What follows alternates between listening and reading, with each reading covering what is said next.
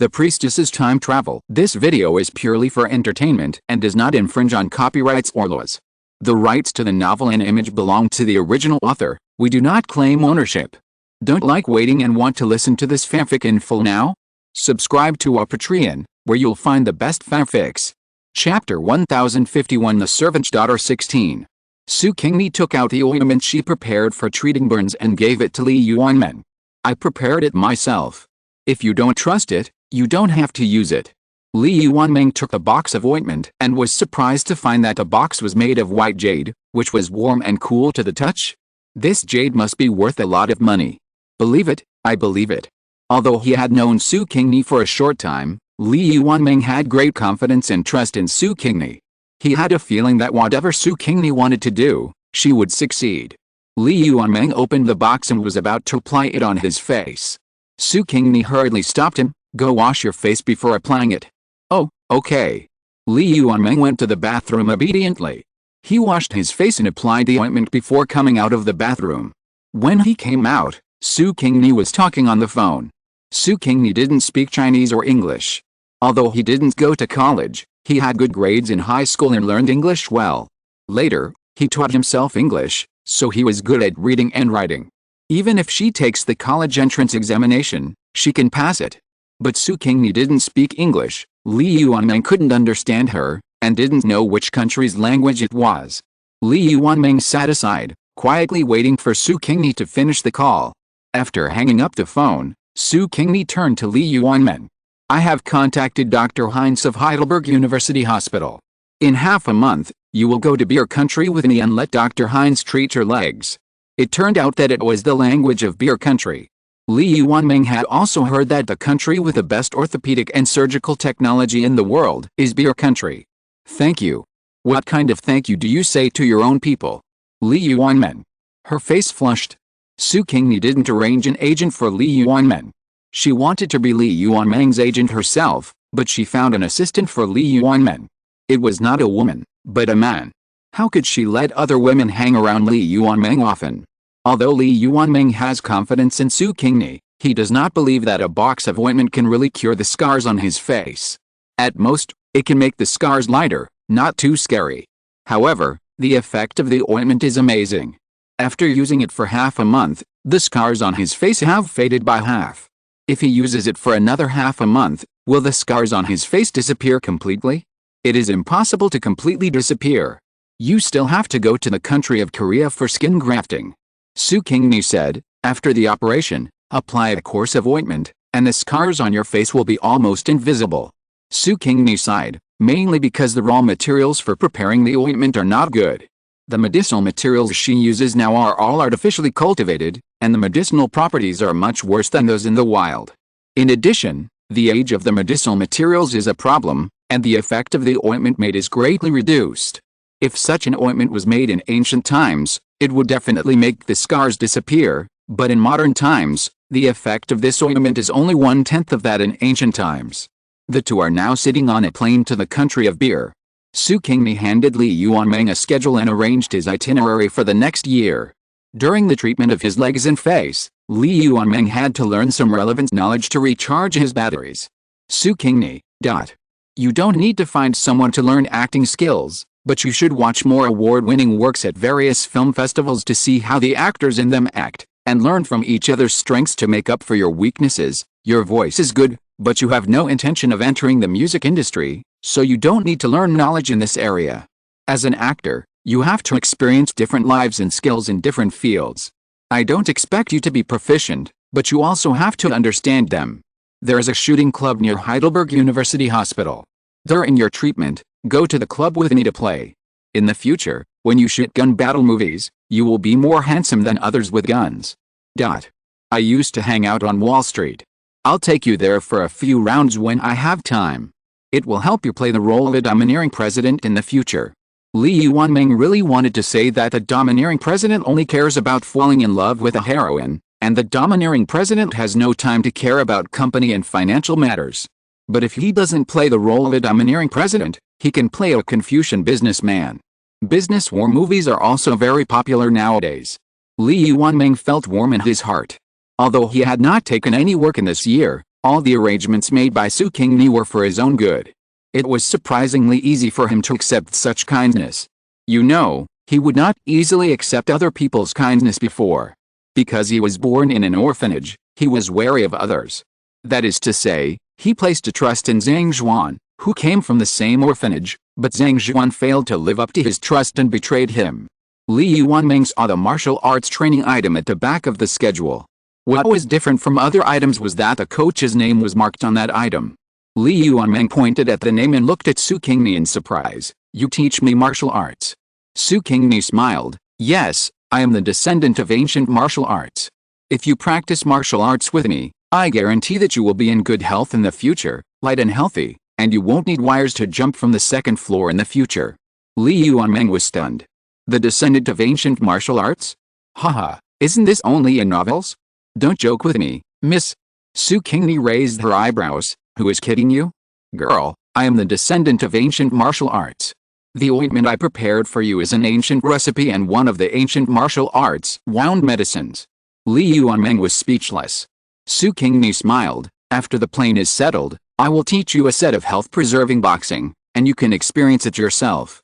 Li Yuanming, thank you. He felt that his future life would be very exciting. Li Yuanming's legs recovered very well. In fact, with his injuries, he could recover to normal even if he had surgery in a domestic hospital. However, the water bottle for orthopedics in beer country is higher, and Li Yuanming will recover better with treatment here.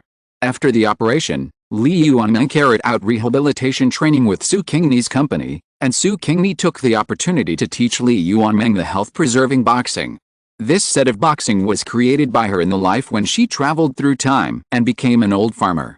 This set of boxing cannot cultivate internal strength in modern times, but it is very effective in health preservation. With the help of this set of boxing, Li Yuanming's legs recovered faster and he was able to walk freely soon. Even the scar on his face became lighter. The two of them went to Korea. It has to be said that Korea's plastic surgery technology ranks among the best in the world. Many people come to this country for plastic surgery, especially those celebrities. Li Yuanming saw several people he knew. Although these people were disguised, Li Yuanming had good eyesight and recognized them all. However, these people did not recognize Li Yuanming, because Su Qingni was the most proficient in disguise. Chapter 1052 The Servant's Daughter 17. With the help of the health-preserving boxing and the ointment prescribed by Su Qingni, Li Yuanming's face has also improved. Although it is not as smooth and shiny as a peeled egg, there is no trace of it. He has become a handsome young man again, which makes Su Qingni feel itchy. Li Yuanming sat on the sofa reading a book, which was a finance-related book given to him by Su Qingni. Su Qingni was going to take Li Yuanming to Wall Street, and Li Yuanming must know some basic knowledge. Su Qingni walked over to sit opposite Li Yuanming, staring at Li Yuanming with her big eyes blinking. Li Yuanming's ears turned red from being stared at. He put down the book and met Su Qingni's gaze with tenderness in his eyes. Su Qingni smiled. Li Yuanming was a little confused by his smile, but was infected by it and laughed too. Su Qingni restrained her smile and made a serious expression. Li Yuanming, I ask you solemnly, are you willing to be my boyfriend? Li Yuanming was shocked by Su Qingni's directness, and then laughed even more happily, saying, Miss, you are so kind, I should promise you my body. Su Qingni laughed again, threw herself forward, and threw herself into Li Yuanming's arms. Li Yuanming hugged the girl in his arms tightly, as if he was hugging the whole world. The next is a sweet time. Su Qingni took Li Yuanming back to China to meet her parents and sister and brother-in-law. Su's father was a little dissatisfied with his youngest daughter finding a star. He had heard that the entertainment industry was very chaotic. However, after Xiaoboy showed Su's father Li Yuanming's resume, Su's father was slightly relieved. But Su's mother liked Li Yuanming very much. She was a passerby fan of Li Yuanming. Li Yuanming was disfigured and lame in a car accident, and Su's mother was very sorry and distressed. Unexpectedly, this one turned out to be fine and became her prospective son-in-law. Su's mother was so happy. Just based on Li Yuanming's face, she supported her little daughter to aid him. Of course, all this was based on Su's mother's trust in her little daughter's vision. The little daughter's good vision made their family a wealthy family. They should have the same vision when looking at men, right? Su Qingni and Xiaoboy had a good chat with Li Yuanming, and then recognized Li Yuanming. It was not about his ability, but about his character. Moreover, her sister herself was extremely capable, and it didn't matter if her partner was incompetent, so she just treated him as a queen who kept a gigolo. However, the term of this support was only for a lifetime. After that, the two went to the orphanage where Li Yuanmeng was born.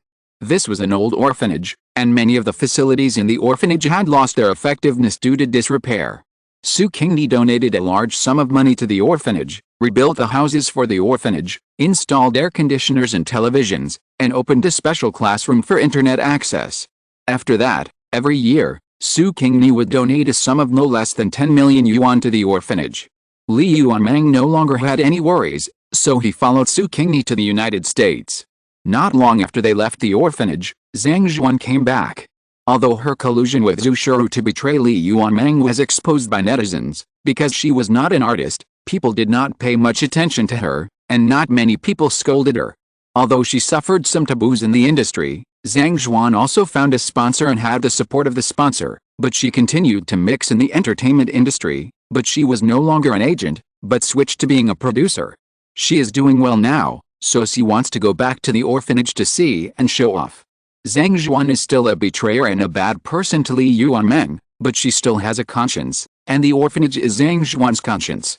It is precisely because of this that Li Yuanmeng did not think of revenge on Zhang Zhuan. Zhang Zhuan was shocked to see the orphanage that had changed so much. After learning from the dean that Li Yuanmeng's face and legs had recovered and that he had found a rich girlfriend, Zhang Zhuan's face became very ugly. Jealousy made her split. Zhang Zhuan was jealous of Li Yuanmeng. She had been jealous of Li Yuanmeng since she was a child.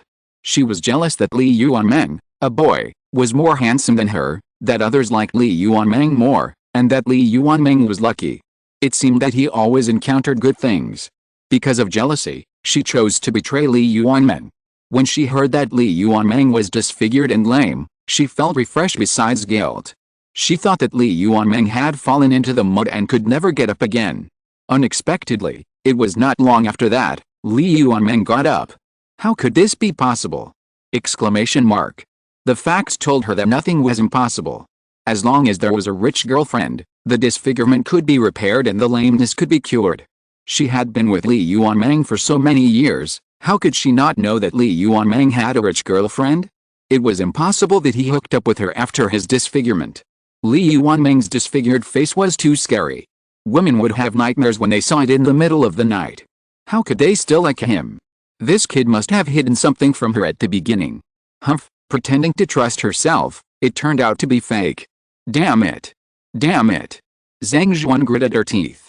If she had known that Li Yuanmeng had such a big backer, she should not have done things so ruthlessly at the beginning, and should not have betrayed Li Yuanmeng for the little money given by Zhu Shuru. He should have used Li Yuanmeng's relationship to curry favor with his rich girlfriend and earn more benefits. No matter how much Zhang Zhuan regretted and what calculations he had, it had nothing to do with Li Yuanmeng, as he had already arrived in the United States. Su Qingni took Li Yuanmeng to Wall Street to broaden his horizons. Li Yuanmeng saw with his own eyes how powerful his girlfriend was, and how she could turn the tide. Su Qingni taught Li Yuanmeng how to invest. Li Yuanmeng was very smart. He had read some basic books on finance before. Now that he had Su Qingni, a big boss teaching him, he quickly got started and made some small money. The two had enough fun and did not return to China. Su Qingni took Li Yuanmeng to Hollywood. Su Qingni smiled at Li Yuanmeng. I have shares in Warner and Paramount. Li Yuanmeng. Li Yuanmeng stretched out his right hand and gave Su Qingni a thumbs up. So, when the domestic audience saw the news about Li Yuanmeng again, it was when he won the Oscar for Best Supporting Actor. The domestic audience was stunned. When did Li Yuanmeng's face and legs get better? When did he go to Hollywood to develop? He even won an Oscar. The audience went crazy and began to dig for news about Li Yuanmeng. So Su Qingni was dug out. This is a whole inspirational story of a heroine. She has two parents who work as servants, but they rely on their own abilities to become top wealthy people. She supports her sister and helps her sister successfully marry her lover from a wealthy family. She stays with her boyfriend who has a disfigured face and a lame leg, helps her boyfriend recover his health, and helps her boyfriend restart his career and see glory again. Give me a daughter, sister, girlfriend like this. Chapter 1053. Purple air coming from the east. Li Yuanmeng won the Grand Slam of Film Awards and became a world-class superstar. He proposed to Su Qingni on the podium where he won the Domestic Actor Award, and the two entered the wedding hall with the blessings of fans. Su Qingni lived very happily in this world because she had someone to accompany her. The next time they met, they didn't know which world they would be in. I am at the dividing line of entering another world. Su Qingni laughed when she woke up. This time she traveled through time and became a man again, but this was not the reason why she laughed, but the identity of the original owner in this world. This world has a very famous name, Red Mansion. The identity of the original body, Feng Yuan. Yes, it is the homonym of the short-lived ghost who was beaten to death by Zhu Pan. Today, Feng Yuan was beaten to death by Zhu Pan, and his body was occupied by Su Qingni. Feng Yuan's soul stood by in a daze. Su Qingni waved her hand and collected Feng Yuan's soul. Since this is the world of the Red Mansion, there are immortals, so there are fewer restrictions on Su Qingni. 1/5 of Su Qingni's soul has entered this world, and she can use the strength of a celestial immortal. Touching the wound on her head, Su Qingni sneaked out of the storage bag, took out a healing pill from it, and fed it into her mouth. This body is too weak. If she doesn't treat the wound quickly, Su Qingni will have to find another body. Just after taking the pill, the door was opened and an old man came in with a medicine bowl. Seeing Su Qingni wake up, the old man's tears flowed down. "My little master, you finally woke up." Hearing the old man's cry, a 13 or 14-year-old boy hurried over, and when he saw Su Qingni awake, he also cried. Su Qingni recognized the identities of the old man and the boy from Feng Yuan's memory. The old man was Shenbo, an old servant in the family, and the boy was Shenbo's grandson Baozu. The original text of the Red Mansion wrote that Feng Yuan was the son of a small country gentleman in Jinling. His parents died when he was young, and he had no brothers. He lived alone with his meager property. After being beaten to death by Zhu Pan, the old servant of his family went to the government to seek justice, but was wrongly sentenced by Jia Yukin, an ungrateful man. The old servant seeking justice in the text is Shengbo. Shengbo has been working for the Feng family since the time of the original person's grandfather. He has experienced 3 generations of masters and is loyal to the Feng family. The Feng family was originally wealthy, but the original person's father did not know how to manage it, and it was only thin assets when it came to the original person's generation. Therefore, the family wealth was reduced, and most of the original servants in the family left, so Shengbo's family stayed to take care of the original person.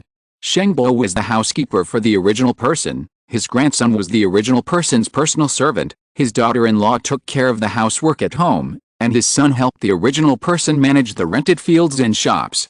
The original person's family did not have many fields and shops, only 100 acres of fields and a shop, and the annual income was only 100 taels. "Well, master, you are awake. It's all Baozu's fault. Baozu should go with you. That way he can protect you." The boy cried. "Silly boy, if you go, only one more person will be injured, and your grandfather will worry more." Su Qingni patted the boy's shoulder. "Don't cry, master, I'm hungry. Go ask your mother to make me some food." "Oh, okay, I'll go right away." The boy wiped his tears and ran out immediately. Shengbo quickly brought the medicine bowl over. "Master, drink the medicine first." "Okay." Su Qingni took the medicine bowl and smelled it, and then judged the medicinal materials and medicinal properties inside. This medicine is quite suitable for the symptoms, but the original body's body is too poor, and he died before the medicinal properties volatilized. "Master, take Baozu with you wherever you go in the future. If there is anything, he can also help you block it," Shengbo said. "Baozu is still young," Su Qingni said.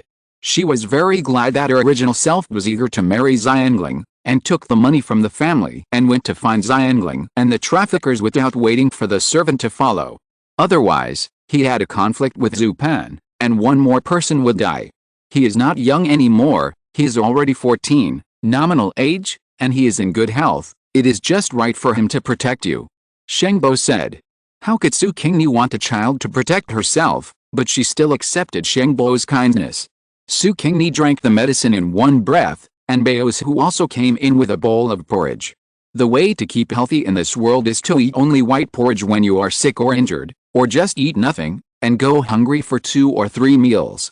Although Su Qingni wanted to eat something good, she could only drink the bland white porridge without side dishes under Shengbo's burning eyes. After drinking the porridge, Su Qingni laid down and pretended to keep healthy. Shengbo asked Baozu to guard outside the house, and he went out to work. Su Qingni lay on the bed and began to practice health-preserving exercises. Although she can use the strength of a celestial being in this world, her physical hardware cannot keep up, so she must improve her physical strength. She practiced until midnight, and Baozu had fallen asleep on the couch outside the house. Su Qingni sat up from the bed. After taking the elixir and practicing health-preserving exercises for several hours, her body became stronger, enough for her to go out for a night tour. Su Qingni found the location of Zhu Mansion from her original memory and headed for it. Because Su Qingni replaced Feng Yuan, and Feng Yuan was not dead, Shengbo did not go to the government office to sue Zhu Pan, and the Zhu family would not rush to the capital. Su Qingni found the yard where Zhu Pan lived, and he was having sex with a beautiful maid. Su Qingni hid in the dark and observed Zhu Pan, and found that Zhu Pan in this world was different from Zhu Pan in some fanfictions of the Dream of the Red Chamber. Those fanfictions portrayed Zhu Pan in a good light, saying that Zhu Pan was just stupid and easy to be fooled, but his nature was good. But based on Su Qingni's observation, Zhu Pan in this world of the Dream of the Red Chamber was bad from the root. He was stupid, but also bad. In his eyes, other people's lives were not lives at all. Is there any need for such a person to live? When there was no movement in the room, Su Qingni walked into the room and came to the bed. Zhu Pan was sleeping with his legs spread out, revealing more than half of his naked body, as disgusting as a flesh worm. Su Qingni frowned, raised her hand and waved, and the quilt on the bed flew up, covering Zhu Pan's body tightly. Su Qingni stretched out her hand and grabbed Zhu Pan's head, and the transparent soul was pulled out of Zhu Pan's body by Su Qingni. Zhu Pan had no idea what had happened to him, and his soul was still sleeping soundly.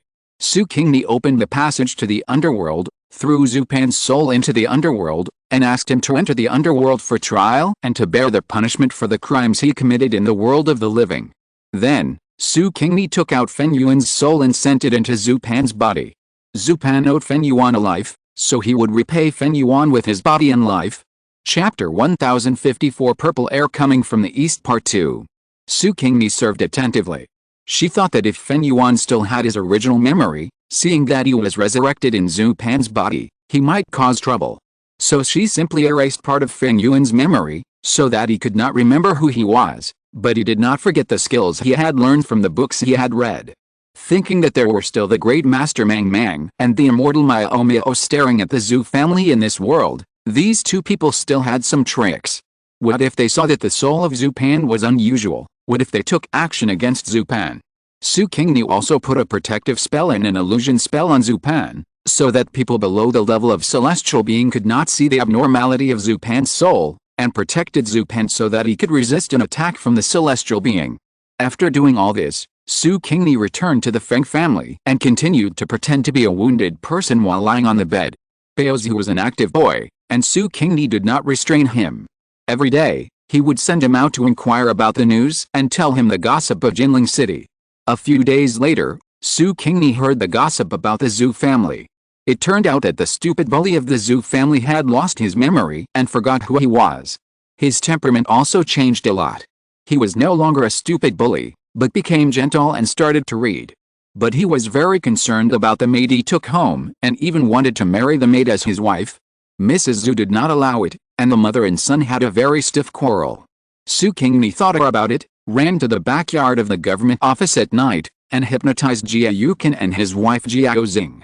Then, the prefect Jia hosted a banquet for the guests, and Aunt Zhu's family was also invited.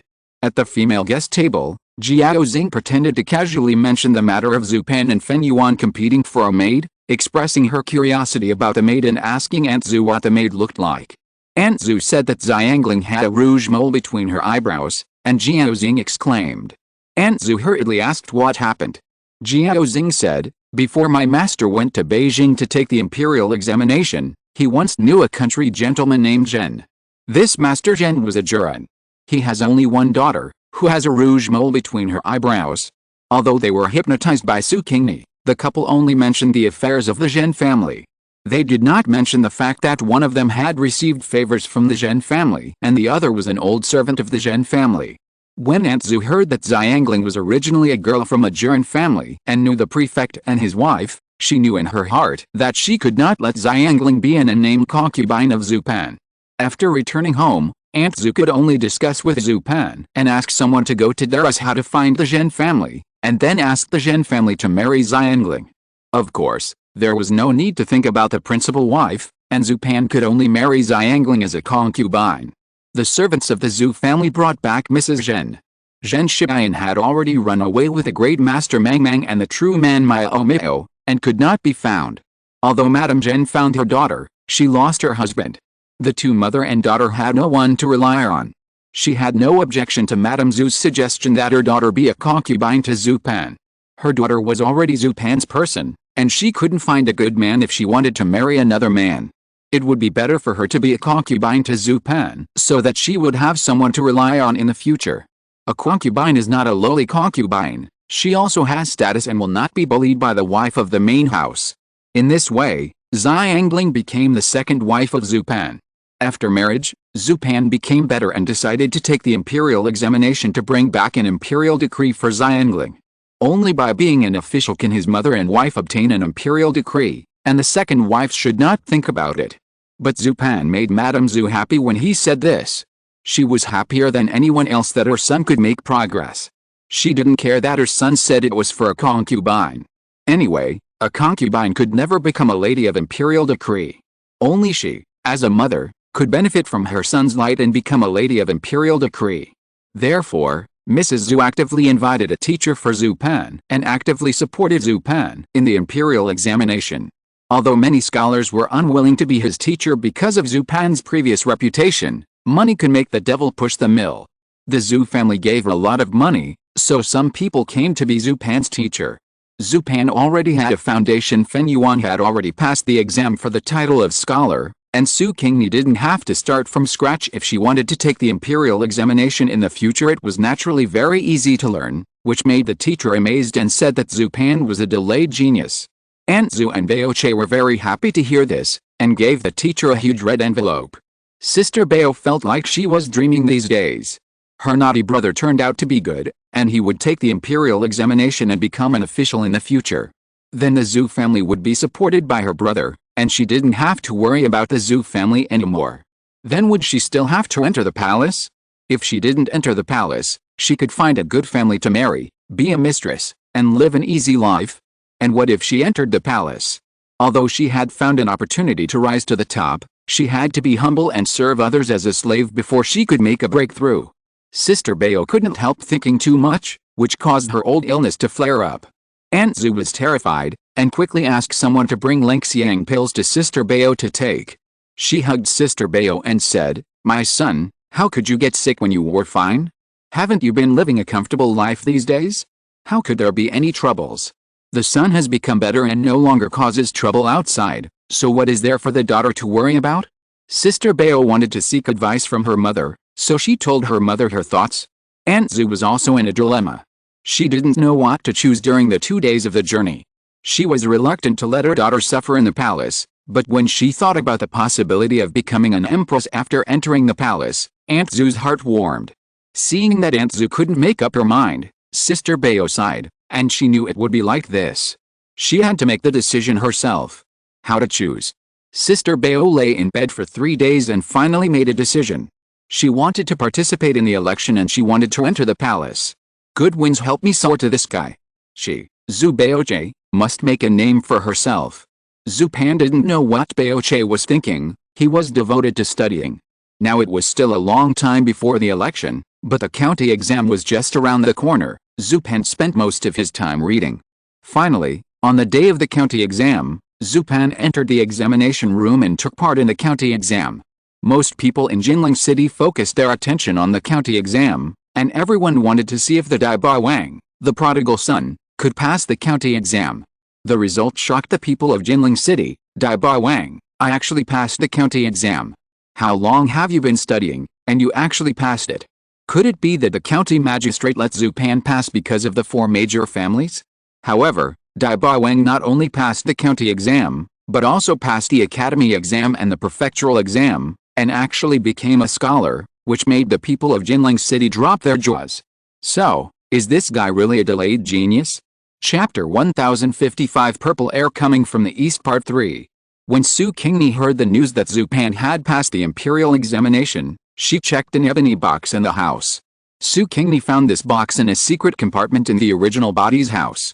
The original body didn't know about the existence of this secret compartment, and even Shenbo didn't know about it. Su Qingni was curious about what was in the box. It should have been left to the original body by the original body's parents. God is really blind. Someone like the Dai Ba Wen can pass the imperial examination. Baozu, who brought back the news, said indignantly. He still hated the fact that Zhu Pan almost beat Feng Yuan to death, but he didn't know that the real Feng Yuan had replaced Zhu Pan, and the current Zhu Pan was the young master he had followed for more than 10 years. Su Qingni smiled and said, "A prodigal son who returns is more valuable than gold.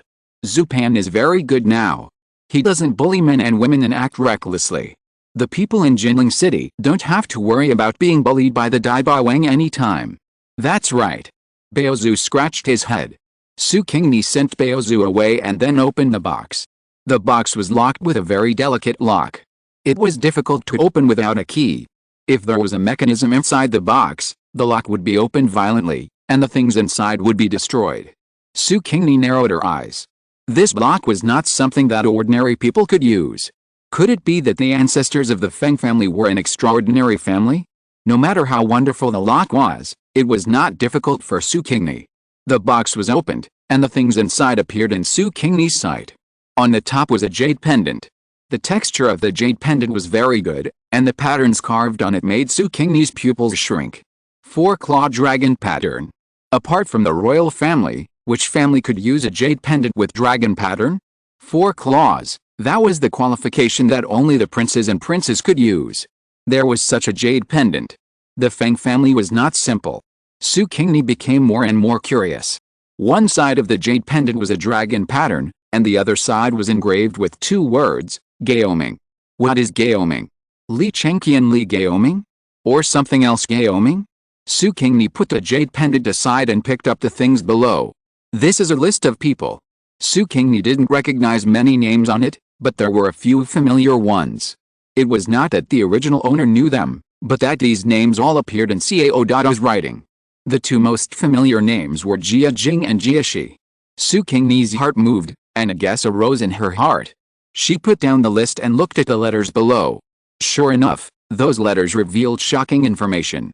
Su Qingni integrated this information and guessed Feng Yuan's true identity. Feng Yuan is likely to be the posthumous son of Prince Yizhong who ruined the matter. Prince Yizhong, who was still the prince, failed in his rebellion. In addition to Qin Keqing, who was still in her infancy, who was sent out, there was also a pregnant princess concubine who has replaced and escaped from the capital. The purpose was to make the emperor angry with other people in the prince's mansion and leave an extra bloodline for the prince when he was going to kill others. This princess concubine died of dystocia, leaving a boy, Feng Yuan. Although Shengbo said that he served the Feng family for 3 generations, he was actually in the Feng family for only 18 years. Su Qingni found the impressions of Feng Yuan's grandfather and father in his memory. They looked like eunuchs. No wonder they doted on the original body so much. They satisfied whatever the original body wanted. It turned out that their attitude towards the original body was not the attitude towards their sons and grandsons, but the attitude towards the young master. Feng Yuan's grandfather lived in the capital under an assumed name. He was not young at all. He was injured when he escaped, which ruined his body. He died within 2 years. He did not have time to hand over his connections to Father Feng. Father Feng had lived a peaceful life in the capital, and felt that it was impossible for the young master to avenge his father. Instead of returning to the capital and living under the suspicion of the emperor, it was better to live in Jinling, where the emperor was far away. Therefore, Father Feng took the initiative to cut off the little contact with Prince Yizhong's lineage, and lived an ordinary life for more than 10 years, plain but safe.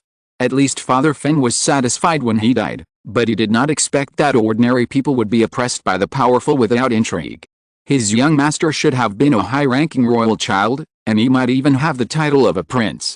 The Yizhong prince who succeeded the title of Prince Yizhong was only the illegitimate son of the deposed prince, and his biological mother's position was no higher than that of the prince's concubine.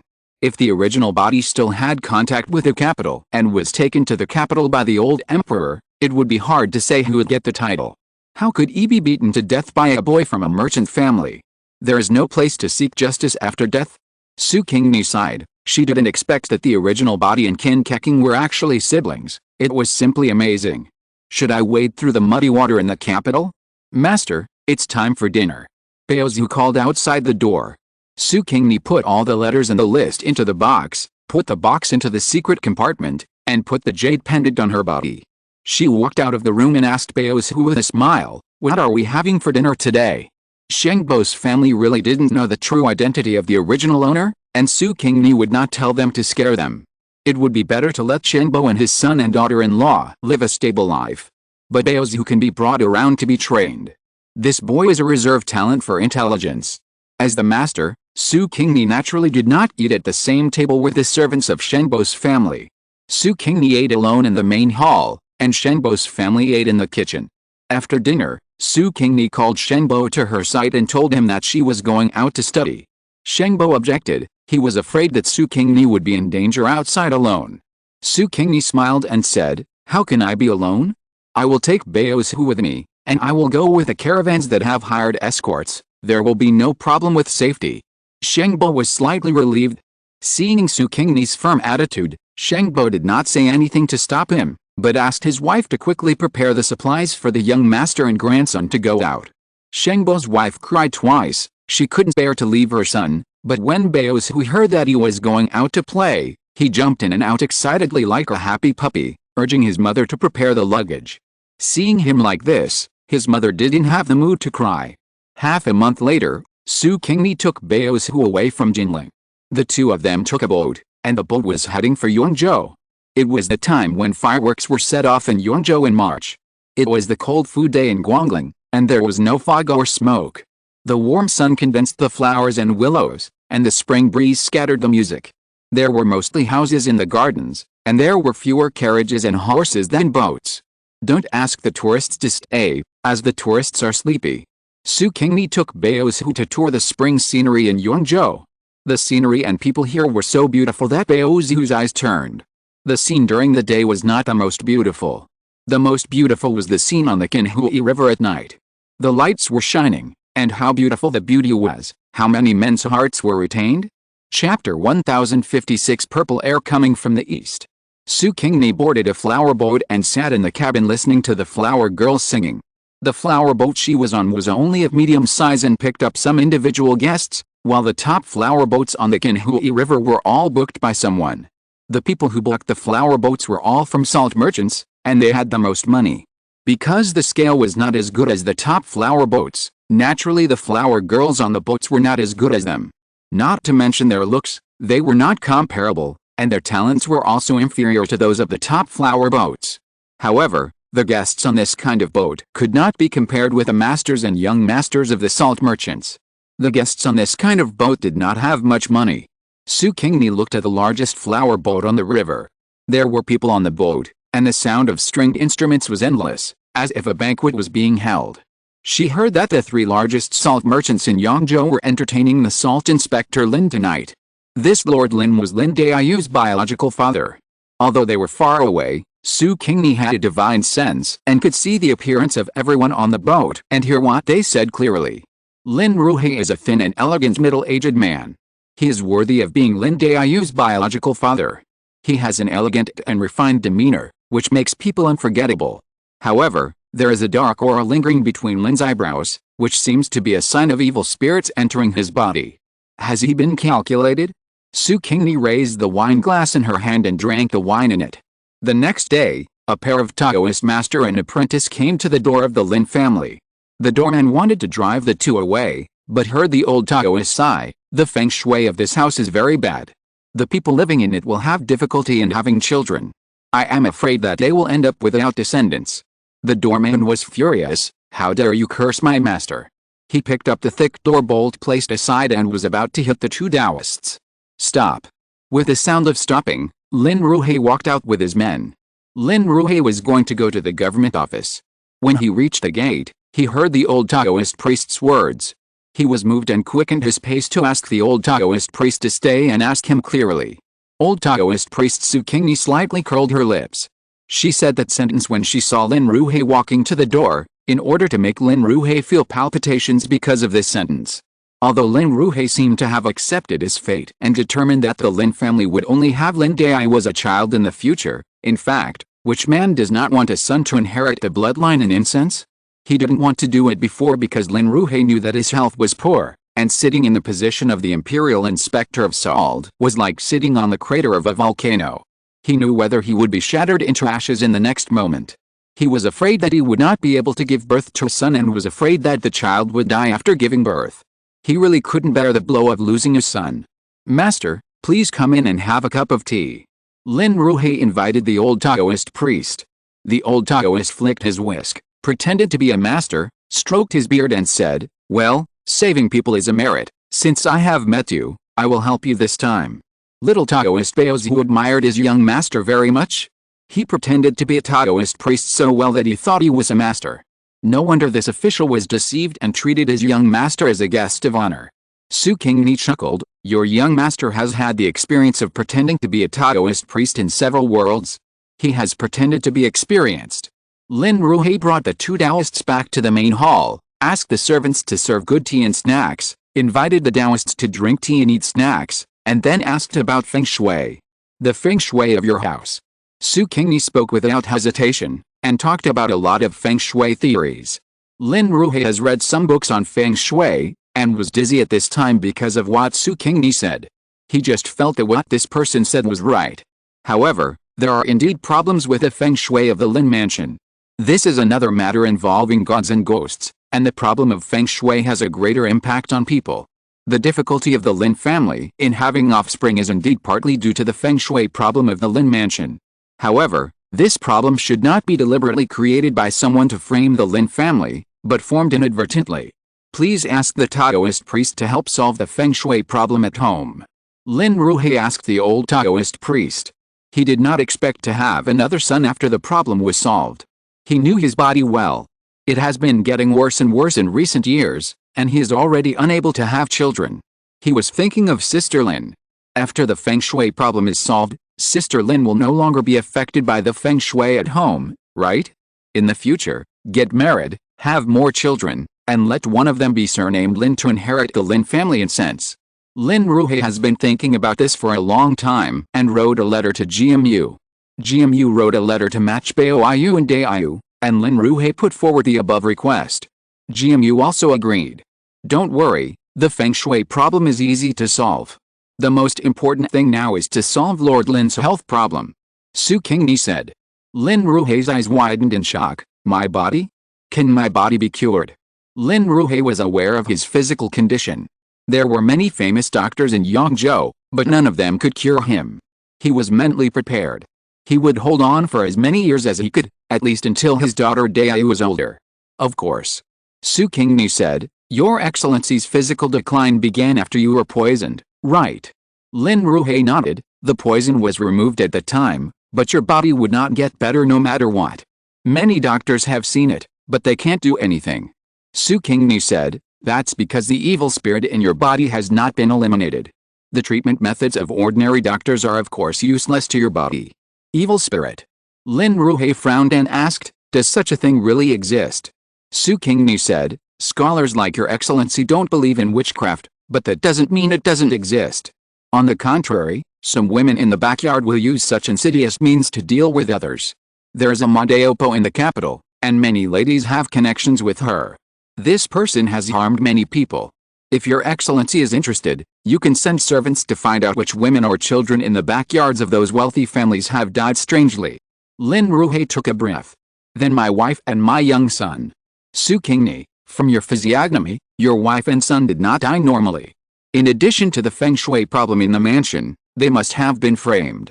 Su Qingni thought of the descriptions of the relationship between Jiamin and Mrs. Wang in many fanfictions, and she thought she might as well contribute. It should not be the evil witchcraft, but a human frame-up. Your excellency is unfair. Check the people around the wife, and you should be able to find something. Lin Ruhe frowned, but still thanked Su Qingni for reminding him. Su Qingni then helped Lin Ruhe get rid of the evil spirits in his body. Once the evil spirits were removed, Lin Ruhei immediately felt a lot more relaxed and no longer afraid of the cold. Chapter 1057 Purple Air Coming from the East. Thank you, Taoist priest. Lin Ruhei immediately stood up and saluted Su Qingni. Su Qingni accepted Lin Ruhei's salute and said, "You no longer have the evil spirit in your body. You can let the doctor take care of your body. Even if you want to have another son, it is possible." Lin Ruhei's eyes lit up. Although he didn't want to marry again, he still had several concubines in the backyard. Although he couldn't have a legitimate son, it would be fine to have a bastard son to inherit the Lin family's incense. The Lin family's housekeeper also looked at Su Qingni with fiery eyes. Good man. This Taoist priest is really a good man. But Su Qingni's words took a turn, which made Lin Ruhei and the housekeeper's heart lift. If the fundamental problem cannot be solved, Lord Lin will be harmed again, and I am at home all over the world. I will not stay in Yongzhou. If Lord Lin is calculated again, I will not be able to rush back to save you. Lin Ruhei and the housekeeper's faces suddenly became ugly. Yes, someone must be plotting against the Lin family, otherwise why would the Lin family have only 2 masters now and will soon become extinct? Please help me solve the root cause, Taoist priest. Lin Ruhei pleaded with Su Qingni. A trace of murderous intent flashed across his face. No matter who plotted against the Lin family, he would not let it go. Su Qingni sighed, "My cultivation is shallow. I can only see that you have been plotted against, and I will help you get rid of the evil spirit. But I am not good enough to plot against the person behind the scenes." Lin Ruhei's face darkened again, and there was worry between his brows. The person behind the scenes plotted against him and the Lin family, and they would never let it go once. This time I was saved by the Taoist priest, and who knows if they will plot against me again. And I can't keep the Taoist priest in the Lin mansion. The Taoist priest looks like a free and easy person and won't stay for long. What should I do? Lin Ruhei looked at Su Qingni pleadingly. Su Qingni sighed again, pretending to be reluctant, and gritted her teeth and said, "Forget it, since we are destined to meet, I will give up 10 years of my skills to help you calculate a fortune and find a way out for you." Upon hearing this, Lin Ruhei immediately bowed to Su Qingni and thanked the old Taoist priest in front of him. Hearing the old Taoist priest's words, he knew that this person would definitely pay a heavy price. Su Qingni stretched out her hand towards Baozu. Baozu. Su Qingni, turtle shell.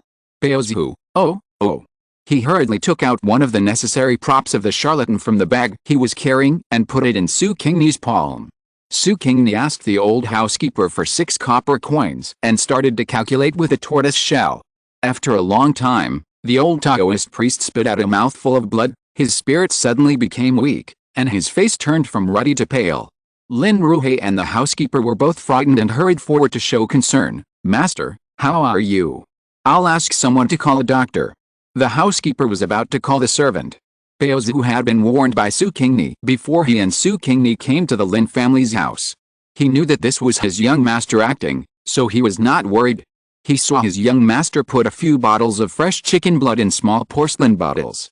The old Taoist stopped the old housekeeper. "I'm fine.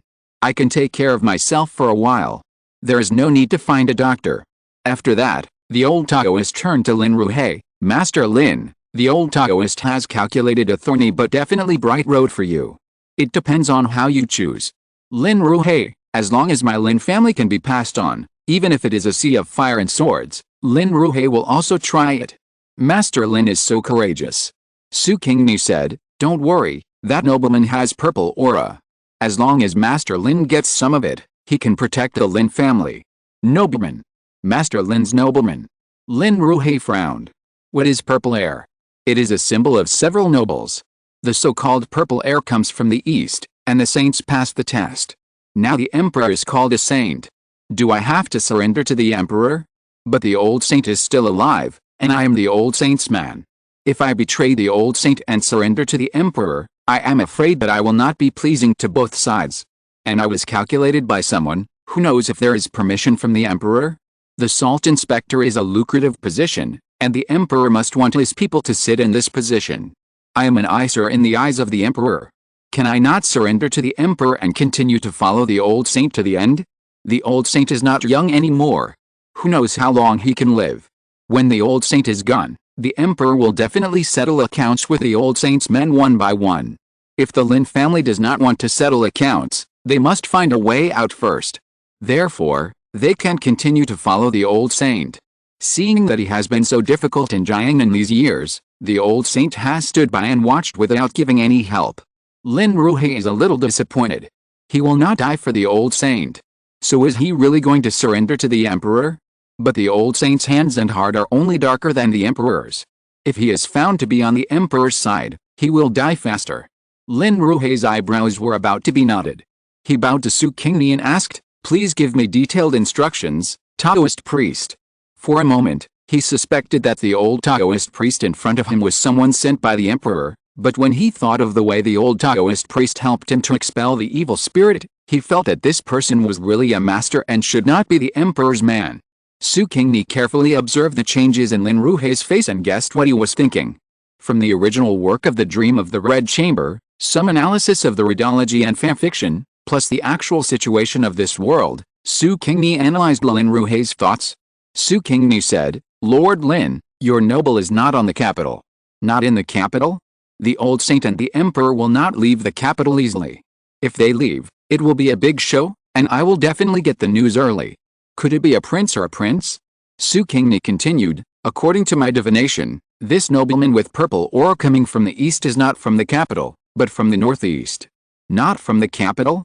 Then he is not from the royal family?" "He is not from the royal family but has purple aura." "Could it be that he is planning to rebel?" Lin Ruhe asked carefully, "Master, is the world about to be in chaos?" Su Qingni was stunned for a moment, knowing that Lin Ruhe had thought wrong, and hurriedly said, No, the world is peaceful, how can there be chaos?" "Lin Ruhe, but this person with purple aura coming from the east is not from the royal family." Su Qingni, "The princes and grandchildren who are stranded outside. Are there any princes and grandchildren of the royal family who have been left outside in recent years? If so, then it can only be." Lin Ruhe thought of Prince Yizhuang. When Prince Yizhuang rebelled, the capital was in chaos. The lost princes and grandchildren should have left the capital at that time. The lineage of Prince Yizhuang. There is also a Prince Yizhuang in the capital. It is said that he is not a quiet man. If you're listening to this novel on a channel other than Fanfic World, it means they downloaded and uploaded it without effort. We cordially invite you to visit our channel, Mundo Fanfic Novelis. There you'll find the original version of this story and you can explore many other novels of various genres. We're waiting for you to immerse yourself in a world of incredible novels. Chapter 1058 Purple Air Coming from the East VI. Su Qingni solved the feng shui problem of the Lin mansion for Lin Ruhe, and left Lin Ruhe with a hidden poem before leaving. Lin Ruhe sat in the study room thinking about where the Lin family should go. Should they choose the two fathers and sons who are fighting fiercely on the dragon throne, or choose a potential stock as the old Taoist instructed? It is said that Prince Yizhuang is a wise and qualified prince, and has won the support of many people. But it is precisely because there are so many people supporting him that the old saint is afraid of him. Prince Yizhuang's rebellion was actually forced by the old saint. I once accidentally heard my eldest brother-in-law muttering to himself that if Prince Yizhuang ascended to the throne and became emperor, he would do better than the current emperor. The current emperor is too stingy in doing things, and his methods are very insidious and not up to standard. After what happened in his own family, Lin Ruhe rarely agreed with the views of his eldest brother-in-law, who he always looked down upon. So, do you really choose the bloodline of Prince Yizhuang? Is his bloodline as talented as him, or is he a fool like the Prince Yizhuang in the capital? Lin Ruhe decided to see with his own eyes the royal bloodline who had fallen into the world. The acrostic poem that the old Taoist priest left for Lin Ruhe was very simple, and Lin Ruhe easily deciphered it. He called the old housekeeper and asked the old housekeeper to send someone to inquire about the people who came to Yangzhou from Jinling, and report these people's names and information to Lin Ruhe. Lin Ruhe saw the name Feng Yuan among these names. The next day, Lin Ruhe wore casual clothes and went out to meet Feng Yuan. Su Qingni saw that Lin Ruhe had indeed come, and the corners of her mouth curved up. She pretended not to know Lin Ruhe, and watched coldly as Lin Ruhe used some methods to attract her attention and lure her into the hook. However, Lord Lin did not beat around the bush, but went directly to Su Qingni. "This young master looks very impressive. Would I be honored to invite him to drink?" Su Qingni smiled. "I would like to, but I dare not ask." Su Qingni walked to the table where Lin Ruhe sat and sat down. Baozu brought Su Qingni's wine glass and wine pot to Lin Ruhe's table. Su Qingni picked up the wine pot, poured a glass of wine for Lin Ruhe, and filled her own glass. She raised her wine glass and said to Lin Ruhe, "I toast you." Since Lin Ruhe was so direct, she might as well be direct. "Do you know me?" Lin Ruhe narrowed his eyes slightly. Su Qingni smiled. "I came to Yangzhou to study, so I naturally have to know something about the local situation in Yangzhou. You are very impressive and your appearance is just like the top scholar of the year, so I guessed your identity. Being smart and having vision, this alone is much better than the Yizhong County king in the capital." Lin Ruhe praised the young man in his heart and started chatting with Su Qingni. The two chatted about the contents of poetry and books, the situation in the court, the border countries, and the people's livelihood and economy. No matter what topic Lin Ruhe brought up, Su Qingni could pick it up. Lin Ruhe was very impressed, but also amazed that his knowledge of more than 40 years was not as good as that of this young man who had not yet reached adulthood. This young man is really excellent. No wonder the purple air came from the east. Only such a young man is qualified to sit in that position. Lin Ruhe made a decision in his heart. Su Qingni smiled again and again, and the first fish was hooked. So, Su Qingni was welcomed into the Lin family by Lin Ruhe. Except for Lin Ruhe and the old housekeeper who knew Su Qingni's true identity, other people in the Lin family thought that Su Qingni was a student admired by Lin Ruhe and had a close relationship with Lin Ruhe, regardless of age. Su Qingni was very comfortable in the Lin family. She could go out whenever she wanted without notifying Lin Ruhe, the master, just like the second master of the Lin family. Of course, this was also related to Lin Ruhe being very busy. Lin Ruhe was busy getting out of the position of the imperial censor of salt inspection. He has the ability and connections, so it is not difficult to get out. At most, he will lose some of his interests and offend the old saint. In the past, he had to worry about many things, and he could not find a way out.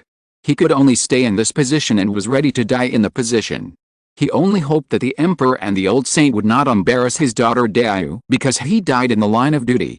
But now that there is a chance of survival and with the care of the nobles, Lin Ruhe naturally wants to get out of it quickly.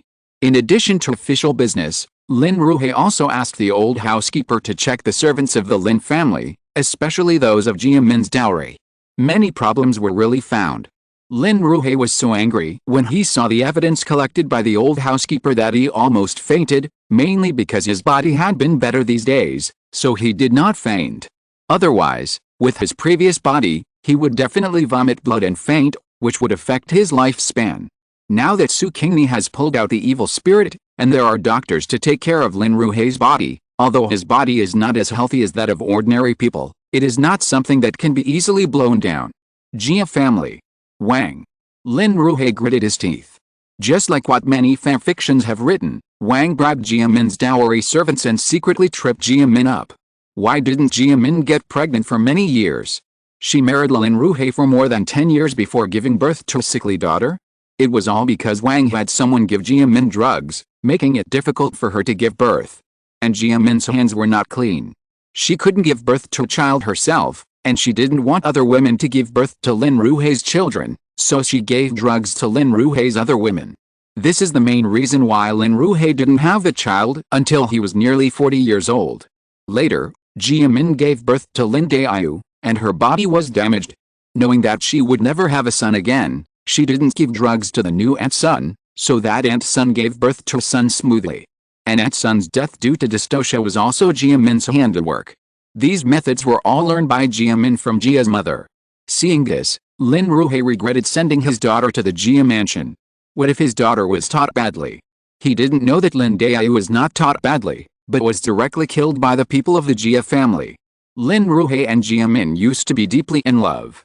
After Jia Min's death, he was unwilling to marry again. But now, no matter how deep their feelings were, they were destroyed by the calculations behind the scenes and the ruthlessness of Jia Min's methods. It turns out that the Lin family's lack of population was caused by Jia Min. Her actions almost wiped out the Lin family. How could Lin Ruhe still like her? The thoughtfulness and tenderness in the past now seemed so abominable. Then why is he still guarding this culprit? What he should do is to quickly marry another wife and give birth to a healthy son so that the Lin family will have successors.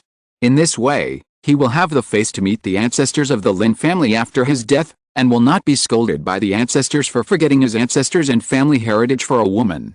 Su Qingni occasionally paid attention to the movements of Lin Ruhei and knew that he had sent all of Jia Min's companions to the farm, and those people bribed by Mrs. Wang were given mute drugs and sold to the mines. Chapter 1059 Purple Air from the East VI.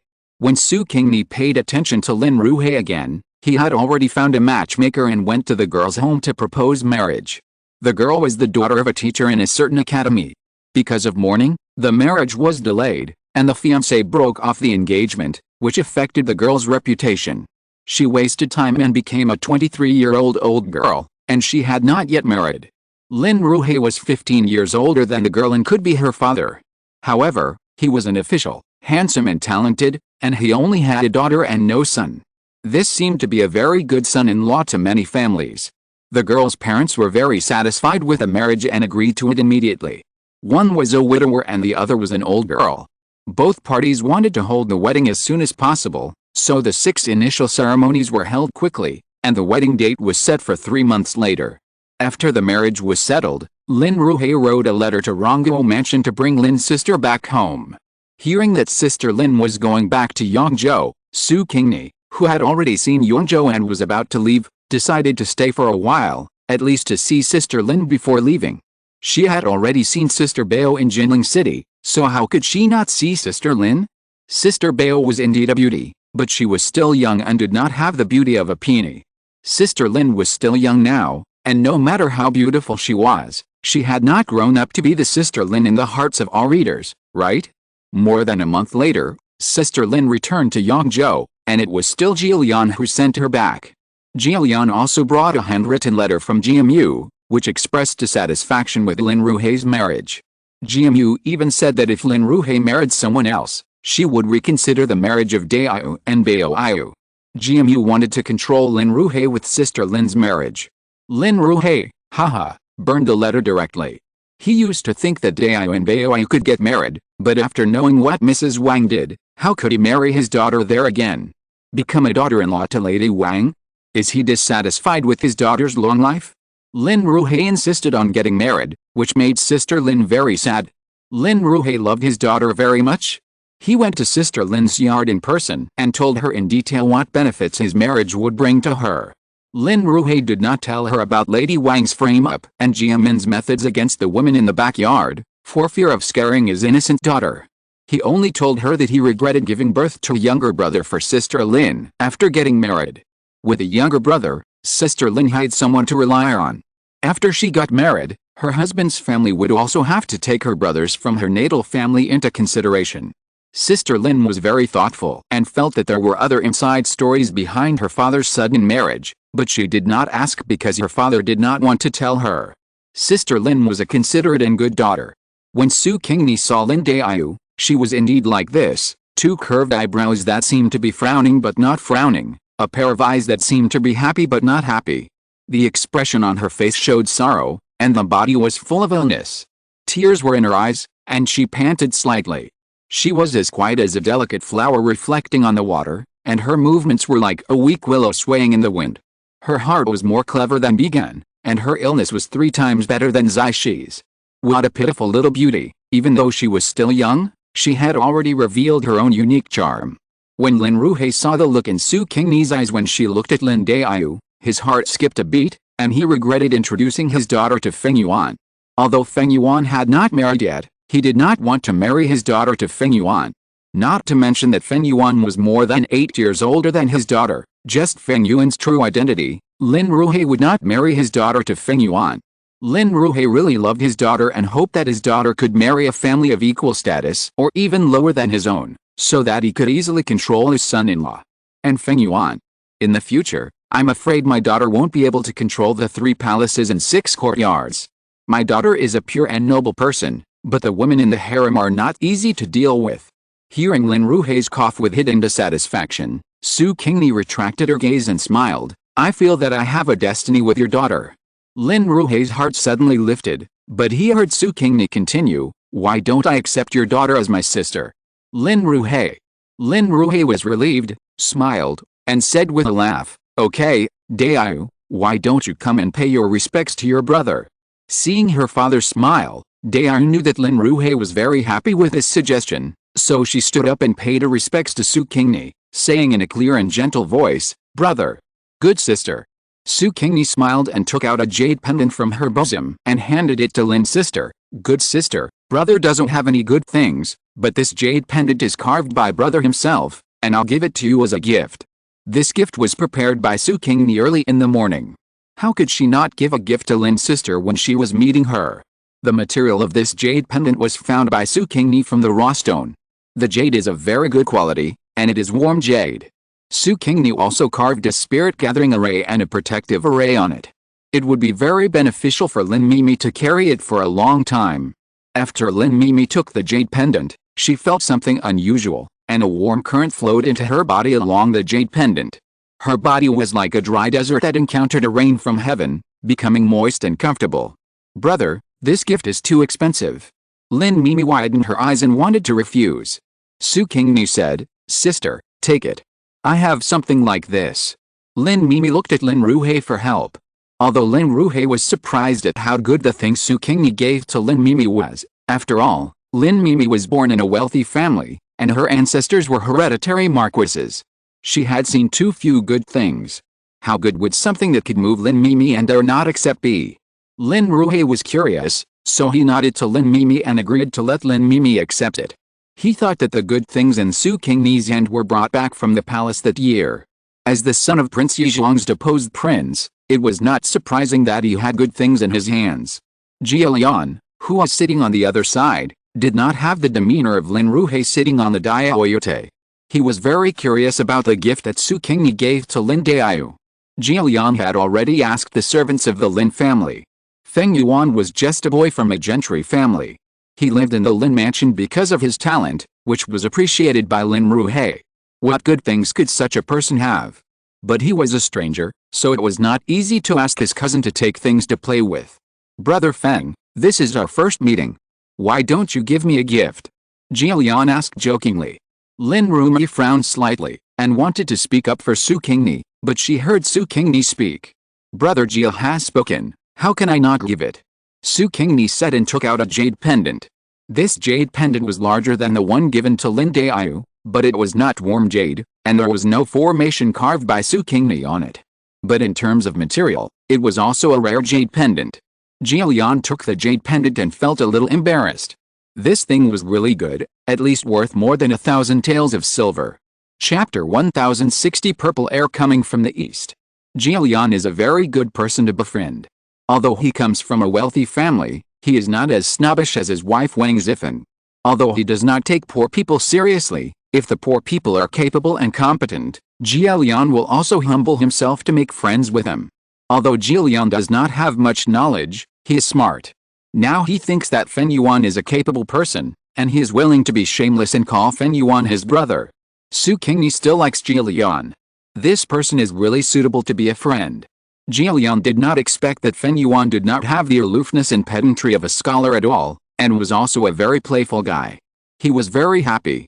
During his time in Yongzhou, he hung out with Feng Yuan every day, followed Feng Yuan everywhere, and rarely went to brothels. Lin Ruhei was afraid that Jia Lian would lead Feng Yuan astray at first, but when he saw that Jia Lian had become Feng Yuan's follower, Lin Ruhei sighed in his heart that Feng Yuan was indeed the son of Prince Yizhuang, and his ability to control his subordinates was really superb. Just as Su Qingni took Jia Lian to play everywhere, making Jia Lian regard him as the best brother who would fight for him, Lin Ruhei's wedding arrived. The gift Su Qingni gave to Lin Ruhei was also a pair of jade pendants. There were also talismans engraved on it, which could nourish the bodies of Lin Ruhei and his wife, so that they could have children sooner or more. As soon as Lin Ruhei touched the jade pendant, he knew that it was extraordinary. Sister Lin showed her jade pendant to Lin Ruhei, and of course Lin Ruhei felt the difference of the jade pendant, which was a good thing that could not be bought with 1,000 gold. "I thought there was only one such jade pendant, but I didn't expect there was another one." Did Feng Yuan empty all the good things in Prince Yizhuang's inner storehouse? No wonder the Yizhuang prince in the capital reached out to Jiangnan to make money. He was really short of money and had to find a way to make money to support his family. Su Qingni said goodbye after Lin Ruhei's wedding. Just in time, Jia Lian was going back to the capital, so the two of them went together. With the Jia family's boat, Su Qingni could save a lot of trouble. Life on the boat was boring, so Su Qingni got out some entertainment toys such as mahjong, military flags, checkers, and cards. Jilian became addicted to landlord and dragged Su Qingni and Baosu to play every day. Jilian now regards Su Qingni as a brother and is almost ready to become sworn brothers. Su Qingni smiled slightly. When we get to the capital, I will find time to visit my uncle and sister-in-law. Jilian smiled and said, why do you need to find time? Just come with me to Rongguo Mansion and live in the mansion. Su Qingni waved her hand. No, brother, I like freedom and don't like the rules of a wealthy family.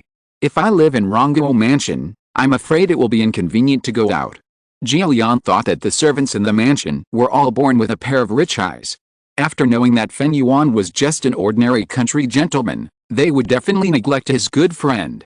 Therefore, he gave up the idea of inviting Su Qingni to live in Rongguo Mansion. Does Brother Fen have a place to stay in the capital?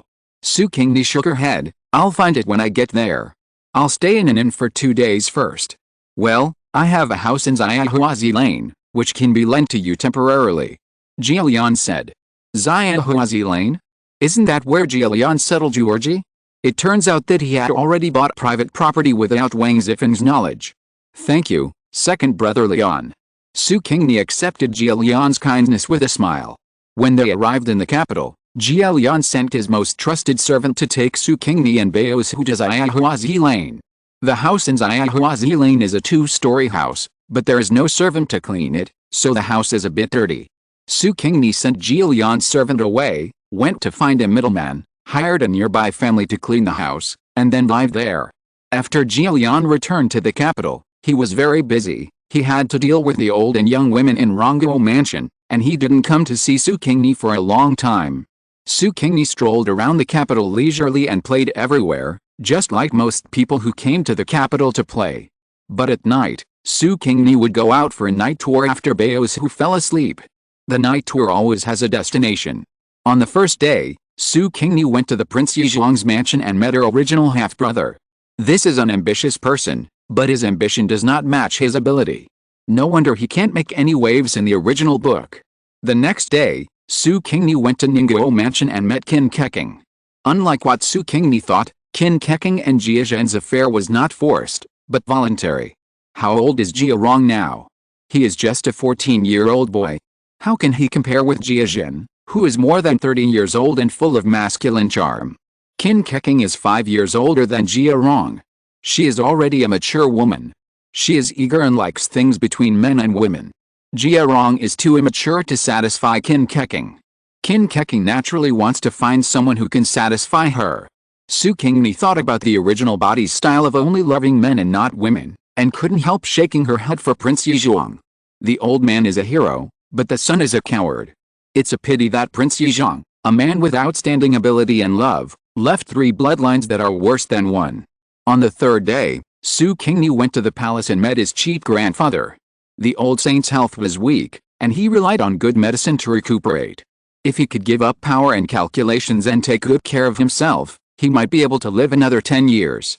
But this man is calculating this and that every day in order to compete with his son for power. It would be good if he could live for 5 years. On the 4th day, he went to the palace again. Su Qingni secretly observed his uncle, the current emperor. This emperor was thoughtful, otherwise he would not have succeeded in sitting on the throne.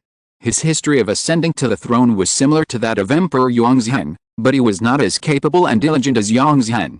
Emperor Yongzheng was able to write the words looking up and down is not ashamed of heaven and earth, praise and criticism will have their own spring and autumn, and he tried hard to do it, but this one did not dare to write and could not do it. This one's vision and pattern are far worse than that of Emperor Yongzheng. Emperor Yongzheng fought against corrupt officials and gentry, and put the interests of the people first, but this one had no eyes for the people, and his eyes were all on the harem, trying to calculate their families through the women in the harem. This is simply. Seeing such an emperor, Su Qingni felt that she could give it a try. Every day after the 5th and 6th day, Su Qingni went to meet those people on the list. Su Qingni did not show up, but secretly observed those people. Nearly 20 years have passed, who knows if those people have betrayed their original masters and switched to another master. Even if they switched to another master, Su Qingni would not blame these people. After all, 20 years is not a short time. Those who can persist for 20 years without changing are truly loyal servants. Su Qingni wanted to find this truly loyal person. Chapter 1061 Purple Air from the East. Time can change a lot. There are many people on the list, but now, there are only a few people who can still remember Princess Honggai. And among those who remember, half of them chose the original owner's stupid brother, and some wanted to live a stable life and didn't want to do dangerous things anymore. Tisk tisk, there are too few people she can use. On this day, Su Qingni took Baosu out of the city to play. The two passed by a Taoist temple and asked for a bowl of tea. The name of this Taoist temple is Zhuanzhen Temple. After drinking tea, Su Qingni asked to see the master of the temple to express her gratitude in person. The little Taoist said no, their master is obsessed with alchemy and will not see outsiders. Su Qingni smiled, I have some insights into alchemy, and I can communicate with the master of the temple. The little Taoist knew how passionate his master was about alchemy. After listening to Su Qingni's words, he felt that the master might really meet this young man, so he asked Su Qingni to wait, and he went in to ask his master. The answer he got was naturally negative. Someone is obsessed with alchemy just to confuse outsiders, not really obsessed. When Su Qingni heard the young Taoist's refusal, she smiled good-naturedly, took out a yellow Taoist scripture from her bosom, and handed it to the young Taoist. I was too rash. Please pass this Taoist scripture to the master of the temple as my apology. The young Taoist saw that the Taoist scripture looked old, but it was not a valuable ancient book, so he took it. Su Qingni finished her tea and left leisurely with Baosu. The young Taoist handed the Taoist scripture to the master of the temple. The master flipped through it casually, and then saw something. His face changed drastically, and he asked the young Taoist, where is that person? The young Taoist, he has left. The master of the temple immediately got up and rushed out of the house. He rushed out of the gate of the Taoist temple, but did not see the young man mentioned by the young Taoist. The master returned to his quiet room disappointedly. Sitting alone in the quiet room, the master of the temple held a Taoist scripture and muttered to himself, is it him? Is it that child? He has grown up. Why did he come to the capital? Isn't it good to live a stable life in the south? The master of the temple was worried and did not even eat dinner. The people in the Taoist temple did not dare to disturb this master, and let him stay in the quiet room. The golden crow fell, the silver toad rose to the sky, and in a blink of an eye, it was already past midnight. Suddenly, the door of the quiet room was opened. The master of the temple thought that someone else in the temple was disturbing him, and was about to shout for the person to leave, but he saw that the person standing at the door was not a Taoist priest in the temple, but a young man. The moonlight shone on the young man, allowing the master to see the young man's face clearly. The master of the temple immediately knelt down. Greetings, young master. Su Qingni walked into the room and said softly, Lord Jia, please stand up. Jia Jing stood up and looked at Su Qingni's face with emotion, his voice choked with sobs. The young master looks exactly like the master. Su Qingni touched her face and said to Jia Jing, then don't I have to cover up when I go out in the future? After hearing this, Jia Jing's expression became gloomy and said, that's not necessary. There shouldn't be many people who remember the old master's appearance now. And you don't look like the one in the capital at all. Su Qingni nodded, thinking that the Prince of Yizhong looked like his biological mother. It was also a pity that the old saint always told people that his grandson looked like his biological father. It was really blurry. Young master, please sit down. Jia Jing invited Su Qingni to sit on his couch. In fact, there was only a futon in the quiet room besides the couch for sleeping. Su Qingni sat down, and Jia Jing was about to pour her tea, but found that there was only cold tea in the teapot. Jia Jing wanted to go out and ask someone to boil water, but was stopped by Su Qingni. Master Jia, don't alarm others. I don't want people to know that I came to see you at night.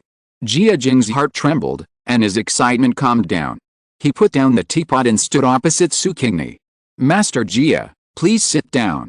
Jia Jing sat on the futon. Young master, why did you come to the capital? Are you not living well in the south? Jia Jing asked with concern. Su Qingni shook her head, it's fine.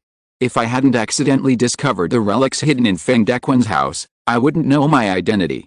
Feng Dequan was the original body's nominal grandfather, but in fact he was the chief eunuch beside Prince Yizhong, and was very loyal to Prince Yizhuang. Su Qingni took out the jade pendant with 4-claw dragon pattern and handed it to Jia Jing.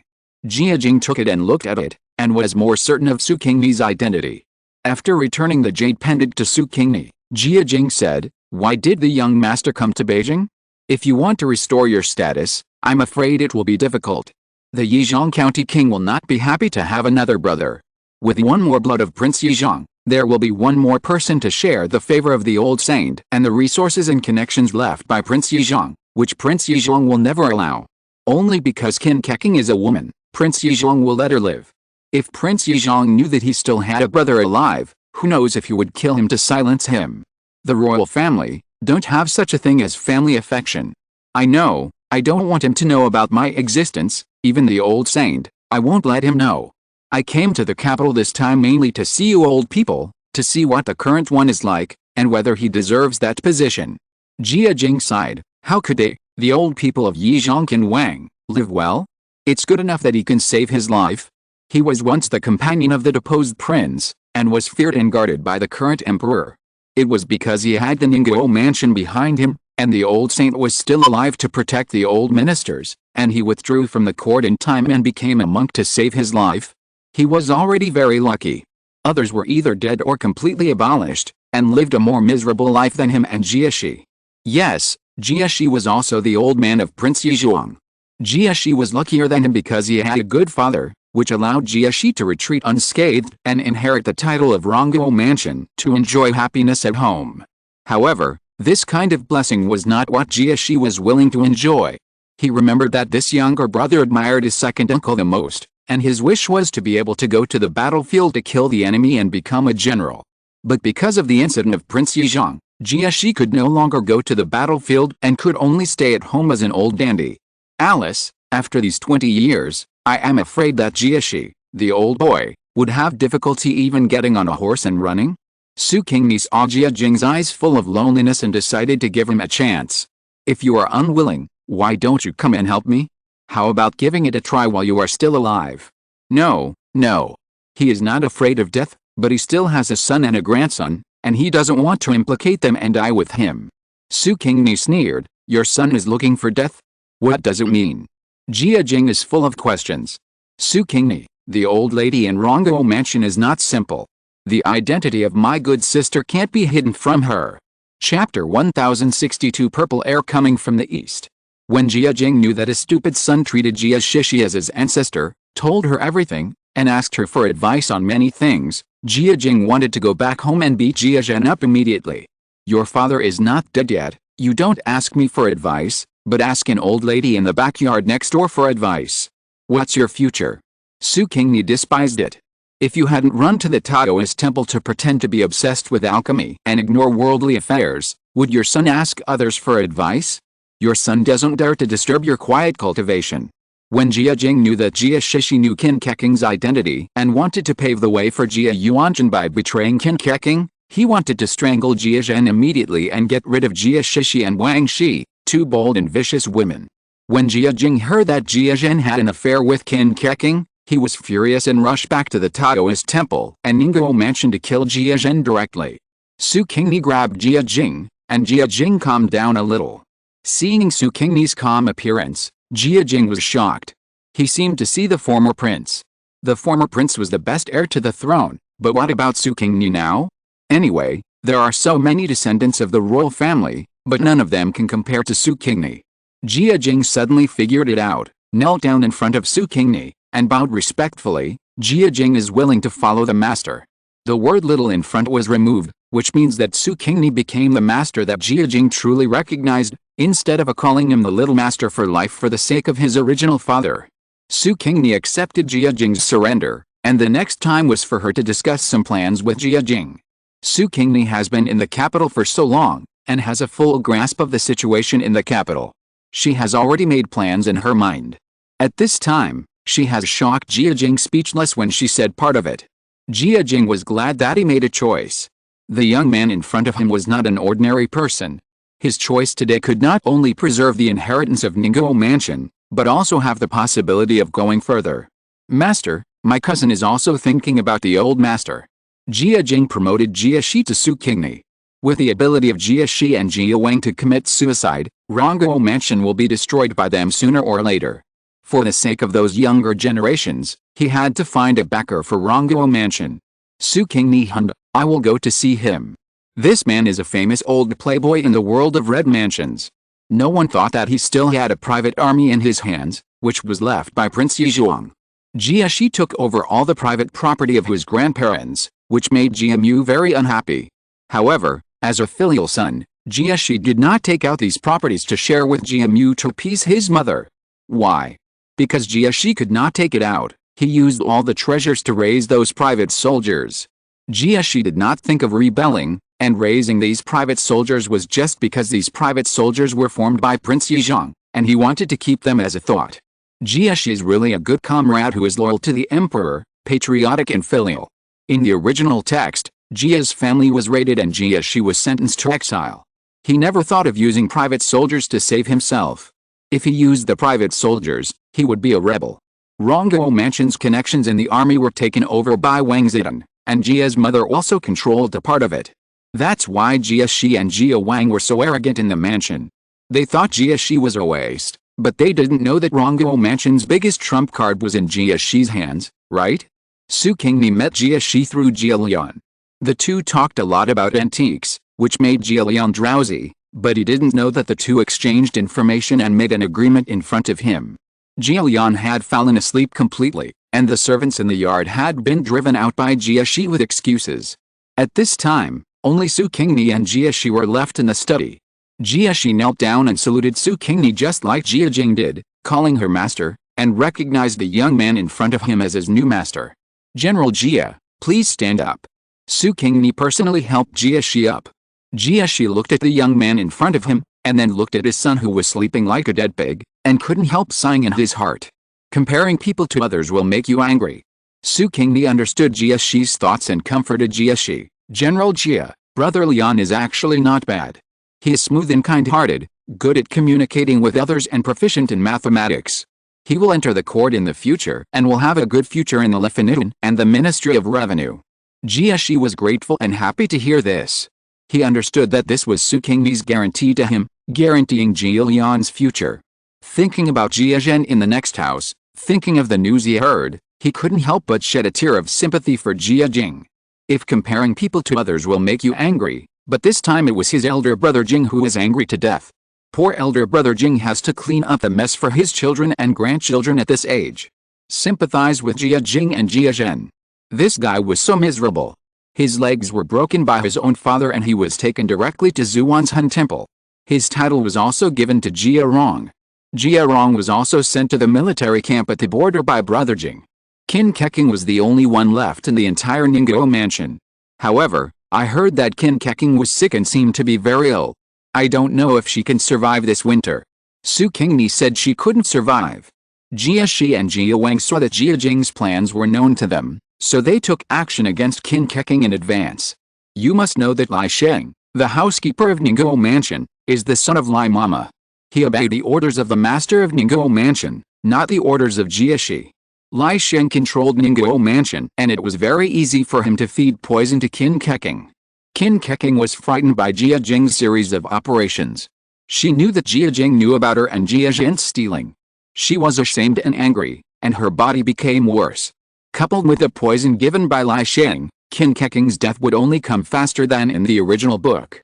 She didn't even have time to hold the plum blossom viewing banquet, and let Jia Baoyu sleep in her bedroom, so that Jia Baoyu visited the fantasy world in his sleep.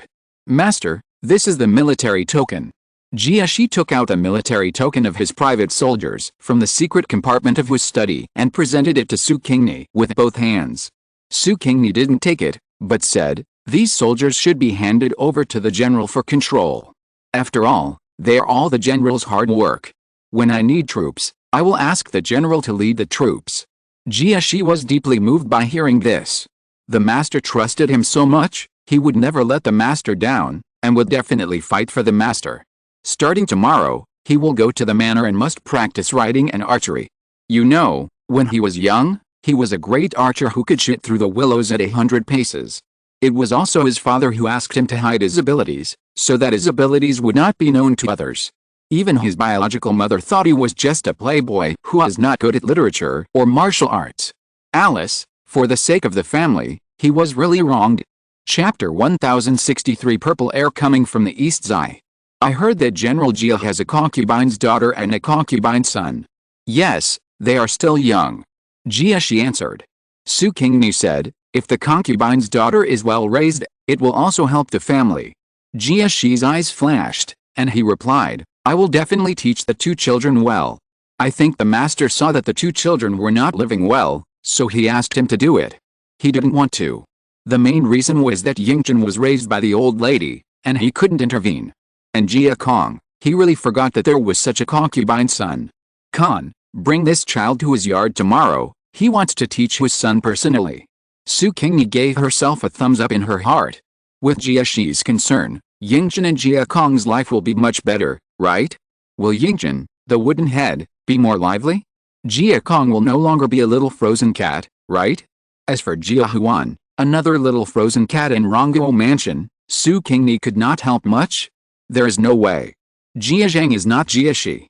If she goes to Jia Zhang will turn around and report her, letting the present and the old saint know her existence.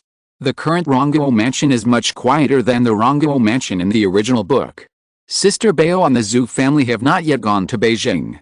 It is said that they will wait until Zhu Pen takes the provincial examination and gets the title of Jurin before going to Beijing. One is for Zhu Pen to take the imperial examination, and the other is for Sister Bao to participate in the small election. However, even if the Zhu family goes to Beijing, they will not live in Rongguo Mansion. Today's Zhu Pan is not the dull bully in the original book who will implicate the family if he kills someone, but a scholar with a bright future. How can the Wang family let him go? Of course, they want people to live at home. Sister Lin was taken back to the south and never came back. Lin Ruhe asked people to inquire about the news of Rongguo Mansion in Beijing and knew many inside stories of Rongguo Mansion. How could he feel at ease to send his daughter to Rongguo Mansion?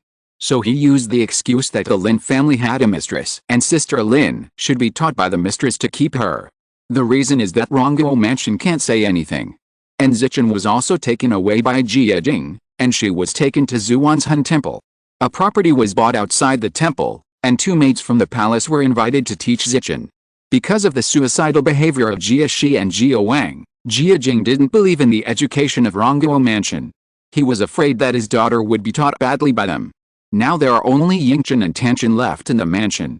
Yingchen is not talkative, so wouldn't it be deserted around Jia's mother? Therefore, she pampered and valued the maids around her even more, and raised them better than the young ladies, and raised them to be arrogant. Even the male masters in the mansion didn't take them seriously. Oh, there are still some people who are in their eyes. Naturally Baoiu is a phoenix egg. So Jia Shi, the eldest master, these maids always look at the eldest master as if they saw garbage, which made the eldest master very unhappy. The eldest master was unhappy, and even his own mother complained about it. Therefore, he took back the right to teach his daughter from the old lady very toughly. While the old lady covered her chest and scolded him as an unfilial son, he took his daughter and younger son and ran out of the city to live in the farm outside the city, leaving poor Mrs. Xing in Rongguo Mansion to bear the old lady's anger. Jia Shi was helpless. He could only avoid Jia Shishi's behavior, because Jia Shishi was his own mother. Since the eldest master Jia Shi did not return to the mansion, Rongguo Mansion completely became the world of the second house. Jia Lian and Wang Zifan, the two internal and external housekeepers, finally realized that something was wrong. The second house was completely in control of Rongguo Mansion. Would Rongguo Mansion still belong to them in the future? Thinking of Jia Mu's love for Jia Baoiu and the importance that everyone in the mansion attached to Jia Baoiu, Jia Lian and his wife panicked. Jia Lian ran out of the city to ask Jia Shi to go home, but was rejected by Jia Shi. Jia Shi sneered, "Didn't you always think that the second brother and his wife were good people and wished you were their son? Why don't you think so now?" Jia Lian was mocked by his own father, and he was very dissatisfied. He thought, if you didn't act like a father, how could your son regard his uncle and aunt as the closest elders? However, after scanning Jia Shi's current mental state, Jia Lian was surprised. Jia Shi in front of him was tall and straight, with a sturdy aura, just like Feng Ziyang's biological father, General Feng. The whole person seemed to be 10 years younger. If he didn't look like his father, he would have thought that his father had been replaced. How could his father change so much after leaving Rongguo Mansion? Jia Lian couldn't help but ask the puzzled question. Jie looked at his silly son deeply, and didn't tell Jilian the reason for his change. He was worried that his son was not tight-lipped, and it would be bad if Yan Zihu in his room knew about it. Wang Zifan was also a fool. She thought that Wang, who had schemed against her, was a good person. She deserved to be used by Jia Wang. Should I find a new wife for my stupid son after my master succeeds? Jie pinched his chin and thought. Jilian shuddered and shrank his neck. He felt that his father's thoughts were not friendly to him. Seeing his son's cowering and useless appearance, Jie was so angry that he wanted to detain Jilian in the farm to strengthen his body and practice martial arts with him, so that Jilian could get rid of the feminine air. However, thinking of his master's plan, he could not let others find out about his change for the time being, so as not to alert the enemy. Jie suppressed this idea. After all, he was his own son, so Jie still pointed out a clear way for Jilian. The old Mr. Feng you brought home before is not an ordinary person. You should make friends with Mr. Feng. It's better to follow him. It will be beneficial to you in the future. Master, do you think so highly of Brother Feng? Jilian was surprised. He knew many friends, but none of them had received such praise from his own father. Could it be that because Brother Feng also liked antiques and had a common language with his father admired Brother Feng so much? Then should he also learn some knowledge of antique appreciation? What a mess. Jie slapped Jilian to wake him up. Just remember that Master Feng is not an ordinary person, and he will have a bright future. You must teach him well. In this way, you can also benefit from Master Feng in the future. Benefit from others? This is possible. Jilian likes to benefit from others the most. Jilian did not persuade the eldest master of Rongguo Mansion to return, and then he started to go out early and come back late, and he almost never went home, which made Wang Zifan, who was alone facing the second room, grit her teeth. She thought bitterly that Jilian was out looking for a woman, and sent someone to inquire about Jilian's whereabouts. As a result, she found that Jilian was running around with the scholar. While she felt relieved, she became curious about Feng Yuan. What kind of charm does this scholar have that makes the second master follow him around like a lackey? It is because Feng Yuan is a man that Wang Zifan is just curious and not dissatisfied. If Feng Yuan was a woman, Wang Zifan would definitely take action against Feng Yuan. Chapter 1064 Purple Air Coming from the East Zai. Wang Zifan saw that Jilian was not out looking for women, so she didn't pay much attention to Jilian, mainly because she didn't have the energy to pay attention. Jia Yuanjun was made a concubine, and Wang Zifan was proud of it. She hosted a banquet with great enthusiasm to entertain those who came to Rongguo Mansion to congratulate. Jilian also returned to Rongguo Mansion to help entertain the guests, but he was not in a good mood. Jia Yuanjun's title of concubine was a great joy for the Jia family, but her own father used the excuse of being sick and did not return home. Jilian could still use his father's unhappy feeling when he saw the second house proud as an excuse, but when his good friend Feng Yuan heard that the title of the imperial concubine was virtuous, the sneer on his body made Jilian have to care. This care is too much? Women in the harem, whether they are concubines or nobles, as long as they have titles, they are all single-word titles, but I have never heard of any palace concubines with double-word titles. A double-word title, is that a posthumous title? At this point, Jilian broke out in cold sweats. Yuanjun was made a concubine. Is there any inside story behind it? Will it affect the Rongguo Mansion? The more Jilian thought about it, the more scared he became. He began to tremble as he stood there. Seeing Jilian like this, Jia Zheng was afraid that he would embarrass himself in front of the guests. He didn't want Jilian to help him entertain the guests to reduce his burden. He waved his hand and asked Jilian to go back to his yard. Jilian was as if he had been pardoned, but he didn't go back to his yard. He ran to find Su Qingni. Brother Feng, do you know something? Can you tell me? Jilian bowed to Su Qingni. Su Qingni sighed softly when she saw Jilian's frightened look. Jilian is very smart. He may be the smartest one in the Rongguo Mansion. Unfortunately, his intelligence is not used in the right place most of the time.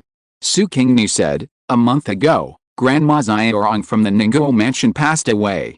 Jilian nodded.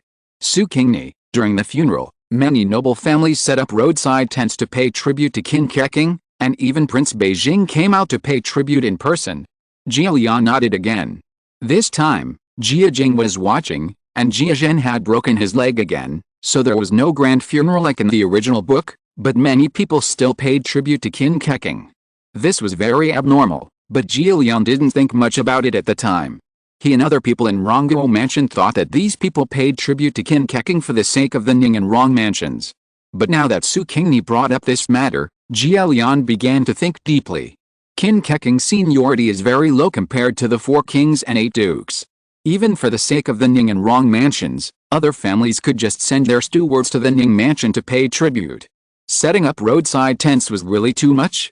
Isn't it too much of a compliment to Qin Keqing? Jia Lian's face changed again and again, and he asked Su Qingni, "What about Qin? Is it related to the queen's appointment of a concubine?" Su Qingni smiled, and the words she said almost made Jia Lian's soul die. Qin is the daughter of Prince Yizhuang. In order to let Jia Yuanzhen take the throne, Jia Shi and Jia Wang poisoned Qin and let Jia Yuanzhen report Qin. Jia Lian felt that he had fallen into an ice hole in the coldest days of winter. He was cold from the outside to the inside. If he was not young and healthy, he would have spit to express his grief and shock.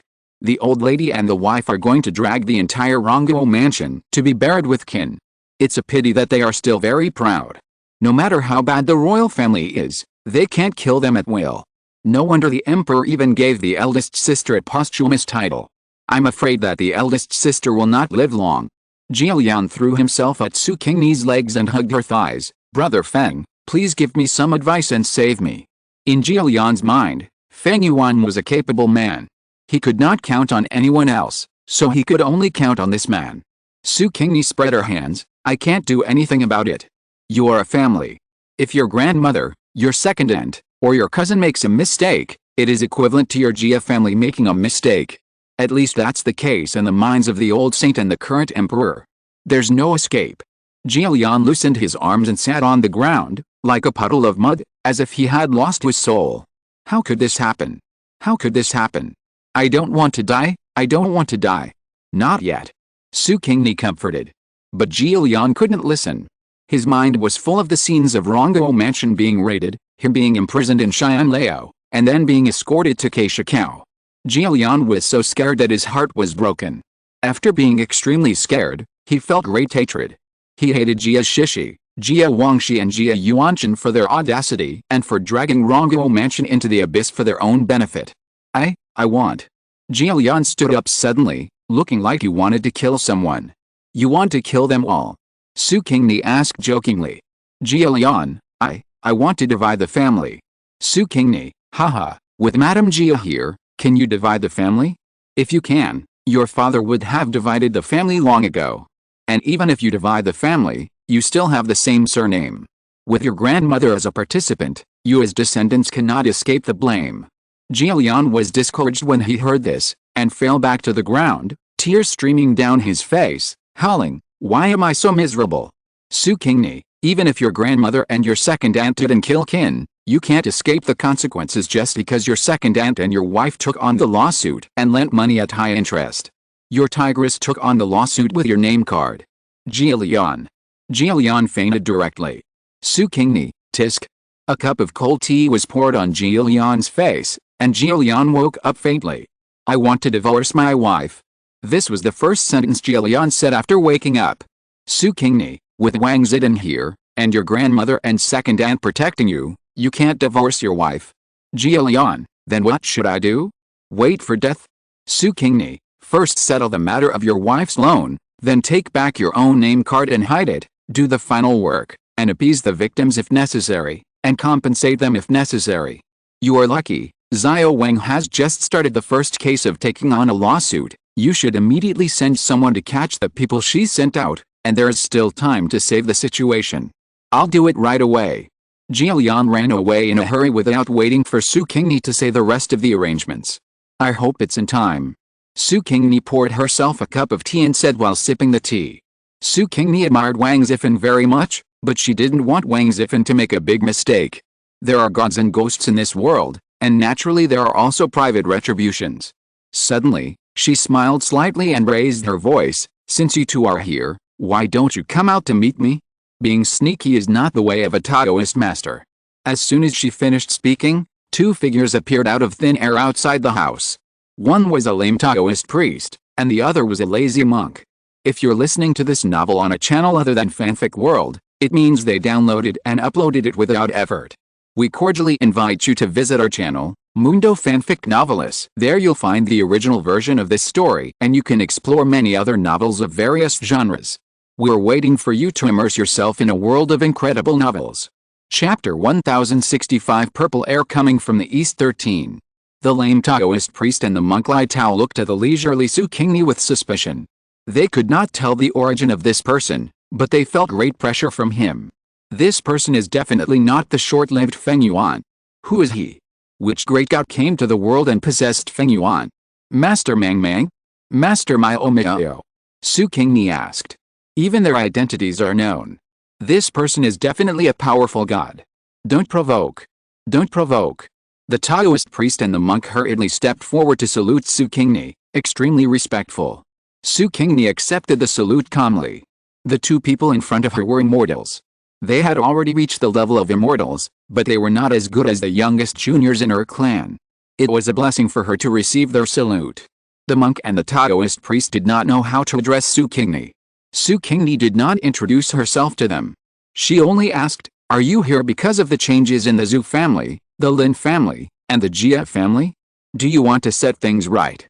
The two shook their heads quickly. Mang Mang Dashi said, "The Zhu family and the Lin family have changed a lot now. I'm afraid that the tears of the Crimson Pearl Fairy can't be repaid. Then wait until the Crimson Pearl Fairy and the Divine Ying attendant return to heaven and slowly settle the cause and effect." Su Qingni said, "It's impossible for them to drag down their relatives because they want to settle the cause and effect. That will only make them owe more cause and effect." Su Qingni didn't think that the Crimson Pearl Fairy was wrong to repay the favor. She did owe the Divine Ying attendant the favor of irrigation.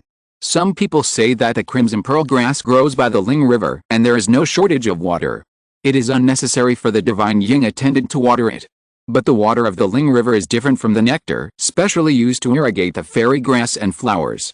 It's just like the difference between ordinary river water in the mortal world and the nutrient solution specially prepared by botanical experts. The Crimson Pearl Fairy has benefited from it, and she must pay it back. But in order to repay the favor, she caused the Lin family to die and the incense to be cut off. This is a big cause and effect. This way of repaying debts is really not worth promoting. The great master Mang Mang and the immortal Miao Miao had nothing to say. They could not do anything to Su Qingni, so they had to leave. They would not appear again in the short term. After Jialian left, he immediately sent his confidants to chase the servants sent by Wang Zifan to intervene in the case of the unfortunate Mandarin ducks. When he returned to Rongguo Mansion, he had a big quarrel with Wang Zifan, took back all his business cards, and wanted to divorce Wang Zifan. Although Wang Zifan was fierce, Jialian caught her pigtail. Wang Zifan was afraid and could not be fierce. However, Jialian could not divorce Wang Zifan because of GMU and Mrs. Wang.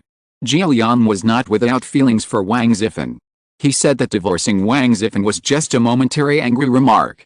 Now that someone stopped him, he naturally went with the flow.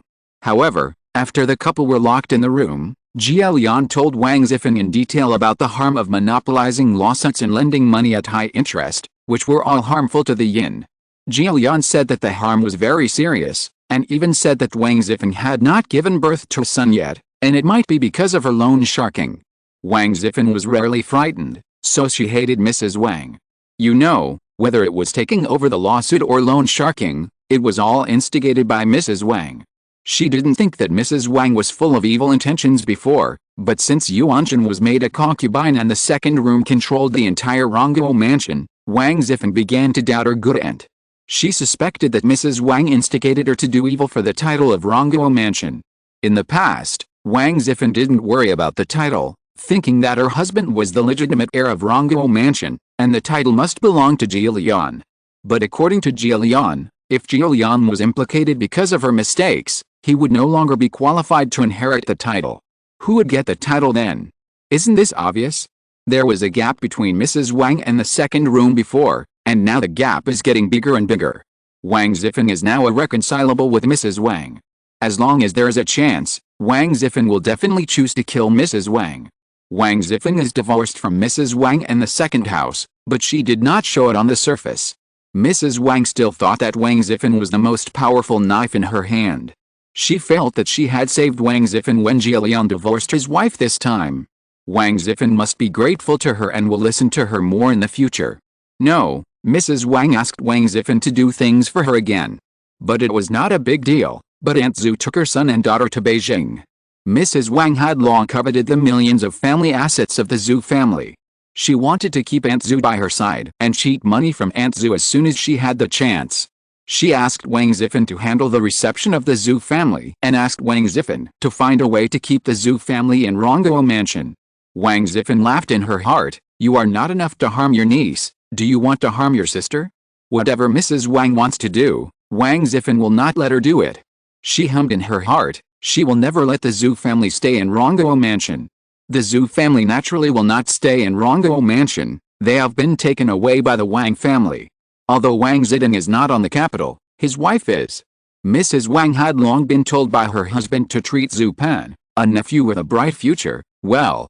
Naturally, Mrs. Wang treated him carefully and sent people to Tongzhou port to pick him up early.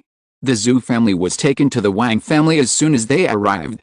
Mrs. Wang couldn't possibly go to the Wang family to snatch people. Su Qingni saw Zhu Pan again, and it was Jilian who brought him along. Jilian made an appointment with his friends to have a drink, and not only brought Su Qingni but also Zhu Pan. Today's Zhu Pan is gentle and refined. He has lost weight and is a handsome young man. Sister Bao is a rare beauty. As her biological brother, Zhu Pan's appearance is also good. Now that he has changed his soul, his appearance has the bonus of temperament, and he looks even better, which makes people feel good at first sight. Feng Yuan also has a good appearance, so Su Qingni and Zhu Pan were easily accepted by Jilian's friends. Su Qingni held a wine glass and smiled at one of Jilian's friends, Feng Ziying. The father of this person is the old General Feng Tang, who holds 1/3 of the military power in the capital and is also one of the people that the present is afraid of. The present wants to get rid of Feng Tang and snatch the military power from him, but he has no action. First, because Feng Tang is cautious, the present can't catch Feng Tang's fault. Second, because Feng Tang is the old saint's man, with the old saint's protection, the present dare not take action. But the present and the old saint are wrong. Feng Tang is not the old saint's man. The object of his loyalty is the former Prince Yizhuang. The present and the old saint did not connect Feng Tang with the Yizhuang prince. In addition to Feng Tang being a secret chess piece of Yizhuang prince, Feng Tang also looked down on the current Yizhuang county prince, did not want to be loyal to this person, and had no connection with this person. But now, Su Qingni has already met this old general secretly and obtained his loyalty. Chapter 1066 Purple Air Coming from the East Ziv. Feng Ziying looks like a dandy on the surface, but he was actually carefully cultivated by Feng Tang. For the sake of confidentiality and safety, Feng Tang did not let Feng Ziying know the existence of Su Qingni, the master, but he strongly recommended his son to Su Qingni. Therefore, Su Qingni had a profound influence on Feng Ziying. Now seeing him in person, he is very different from the son in Feng Tang's mouth. But it is undeniable that he is a very interesting person with very good acting skills. It is a pleasure to chat with this person. He knows more than Jilian, and he is even more generous. What he says can always touch people's hearts. Zhu Pan chatted with him for a few words and regarded him as a confidant. Jilian sat down next to Su Qingni and whispered, "Brother, I only listened to half of the advice you gave me before and ran away. Tell me the rest today." Su Qingni, "I don't need to give the rest. Brother Lian, go find your father and he will definitely help you. What ideas can my master have?"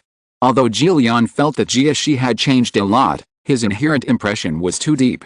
In his mind, Jieshi was just an old playboy with no ability. How could he help him? Su Qingni, "Brother Lian, you have been close to the second house since you were a child, and you have never known your biological father, right? You, go stay with the eldest master for a while and see with your own eyes what kind of person your father is." Jilian frowned. Feng Yuan always spoke with deep meaning. Could it be that his father was actually very remarkable and had been hiding his incompetence? But why? Since Feng Yuan asked him to do this, he would go find his father and see with his own eyes whether his father was hiding his incompetence. Having made up his mind, Jilian felt much more relaxed, and felt that the burden on him was lighter. Because he was going to share those burdens with his father to help him. Su Qingni reminded him again, "If you want to go, go quickly, otherwise you won't be able to leave."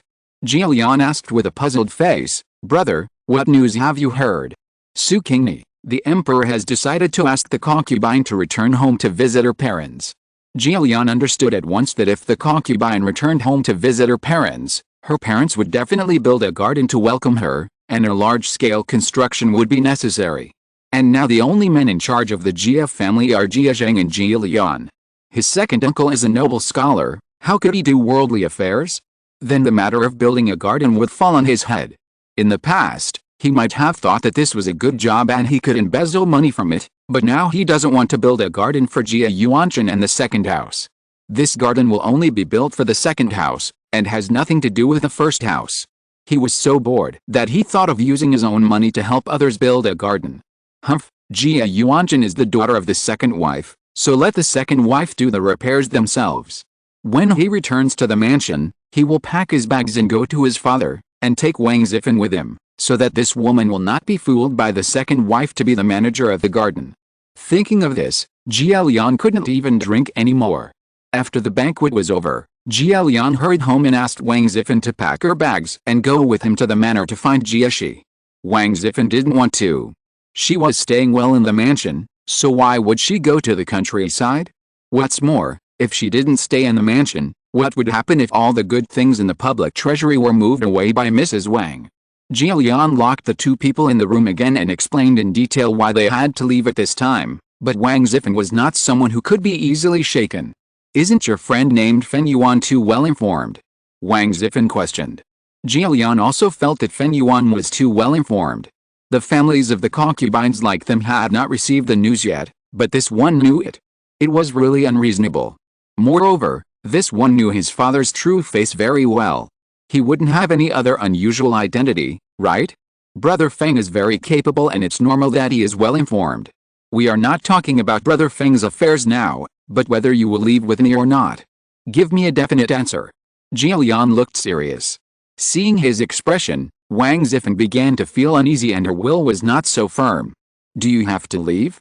If we leave, Rongguo Mansion will completely belong to the second house. Are you willing to accept that? So what if I'm not willing? If we stay in Rongguo Mansion, the two of us will just run errands for the second house. It's impossible for the things in the mansion to fall into our hands. Jia Lian said. Wang Zifan, you are the legitimate heir of Rongguo Mansion, so why should you give them everything? Jia Lian laughed. Do you still have the ability to snatch things from your good aunt? Or do you think you can snatch things from the old lady? Wang Zifan was autistic. She really didn't have this ability. The old lady and Mrs. Wang were more skilled than her. Jia Lian continued, these worldly things are cheap for them, anyway, they won't have them for long. What do you mean? Wang Zifan didn't understand. Jia Lian continued to laugh. Do you think it's an honor for the Jia family to have a concubine? Have you ever thought that this concubine is a death sentence? Wang Zifan still didn't understand, but she felt scared from Jia Lian's words. My second master, what do you want to say? Can't you say it directly? I'm stupid, don't let me guess. Jia Lian. Jia Lian told Wang Zifan all the words he heard from Fen Yuan and his own imagination. Wang Zifan's hands and feet were cold and she was about to collapse. Jia Lian hurriedly hugged Wang Zifan. Wang Zifan took a long time to get up from Jia Lian's arms, and then shouted for someone to prepare luggage for her and Jia Lian. At this time, she didn't want the title of Rongguo Mansion anymore. She just wanted to stay away from Rongguo Mansion and save the lives of their family of 3. Pinger, hurry up and bring the eldest sister over, and let the nanny pack the eldest sister's luggage. Pinger was very surprised. What was the couple going to do? Why did they look like they were preparing to flee? Although she was full of questions, Pinger didn't ask them, but quickly followed Wang Zifan's instructions. They were very fast. When Mrs. Wang and Jia's mother heard the news from the servants, the couple had already taken their children to the mountain villa where Jia Shi lived. Only Mrs. Xing was left in the whole big house. The message Wang Zifan left for Jia's mother and Mrs. Wang said that Jia Shi was sick, and they were going to take care of him. Jia Shi, who was sick, an unfilial son and an unfilial daughter-in-law. When Jia Mu and Mrs. Wang heard that the two left the house because Jia Shi was sick, they did not ask anyone to ask them to return. Filial piety is very important in this world. If it were not for the pressure of filial piety, how could Jia Mu have the final say in Rongguo Mansion? Jia Mu just felt that there was no one to amuse her after Wang Zifan left, and she was a little unhappy. Chapter 1067 Purple Air Coming from the East 15. Jia Shi commented on Jia Lian and Wang Zifan coming to him, saying, "They are not stupid enough yet." Jia Shi was not angry about Wang Zifan using his illness as an excuse to deal with the people in Rongguo Mansion. Just as the master said, curse once, and you will be prosperous for 10 years. Jia Shi also heard from Su Qingni about a visit of the concubines, and understood that even if Jia Lian and Wang Zifan hid in his manor, they would be called back by GMU and Mrs. Wang to help them run errands. The only way was to ask the two to leave the capital. Jia Shi called the two to him, told them his thoughts, and asked them how to choose. Jia Lian and Wang Zifan were unwilling to leave the capital from the bottom of their hearts. The capital is so good and so prosperous, how could they bear to leave? However, the two did not want to go back to Rongguo Mansion to run errands, and they did not want to be implicated by GMU and Mrs. Wang's coquettish operations, so they could only agree to Jia Shi to leave the capital. However, Jia Shi did not send the two away from the capital. He arranged Wang Zifan, Qiao Ji and others to a manor under his name. This manor was left to Jia Shi by his grandmother, and even Jia's mother didn't know the existence of this manor. As long as Wang Zifan and others didn't leave the manor, no one would know that they were still in the capital. Of course, the servants of Rongguo Mansion cannot be trusted. Even if Wang Zifan and Jia Lian brought these people out, they were their confidants, and Jia Shi also felt that they were untrustworthy. Who knows if any of them were bribed by Jia's mother and Wang Furen. Therefore, Jia Shi arranged people outside the manor to monitor the servants brought by Wang Zifan. As long as they found that someone was going to run back to Rongguo Mansion to report the news, they would immediately arrest the person and send him to the barracks for re-education. Jia Lian was taken by Jia Shi to the mountains where the private soldiers were hiding, and Jia Shi asked Jia Lian to train with his soldiers. Jia Lian's jaw dropped. His father actually hid such a private army? Exclamation mark. His father is really capable. Looking at his majestic appearance in front of the soldiers, he is really a majestic general. He looks completely different from his appearance in Rongguo Mansion. Well, the old dude's appearance was all pretended by his father? His father is really good at disguising himself. However, with so many private soldiers, his father doesn't want to rebel, does he? Damn it. In the mansion, there are the ambitious grandmother and aunt who are not easy to worry about, but outside, there is his own father who has the tendency to rebel. No matter which side he chooses, he will die. Why is it so difficult for him? Jia Lian held his head, feeling that he was in a dark cloud and his life was coming to an end. Look at you, you are so cowardly. His father kicked him and made him stagger, and he almost fell to the ground and couldn't get up. Master. Jia Lian looked up at Jia Shi in an accusing manner. Jia Shi snorted coldly, "Don't think I don't know what you are thinking. I will only tell you one thing, I am not rebelling, I am just helping the Lord to set things right. You should train with these soldiers honestly, and be a vanguard in the future, earn some merits, and the Lord can reward you." What? There is a Lord above his own father? Judging from what his father said, the identity of this Lord should be very unusual. Is he a member of the royal family? To restore order? Holy shit. Could it be Prince Yizhang? There is Qin Keqing, the daughter of Prince Yizhang, in Ningguo Mansion. It is normal for Rongguo Mansion to have his father loyal to Prince Yizhang, right? Normal as hell.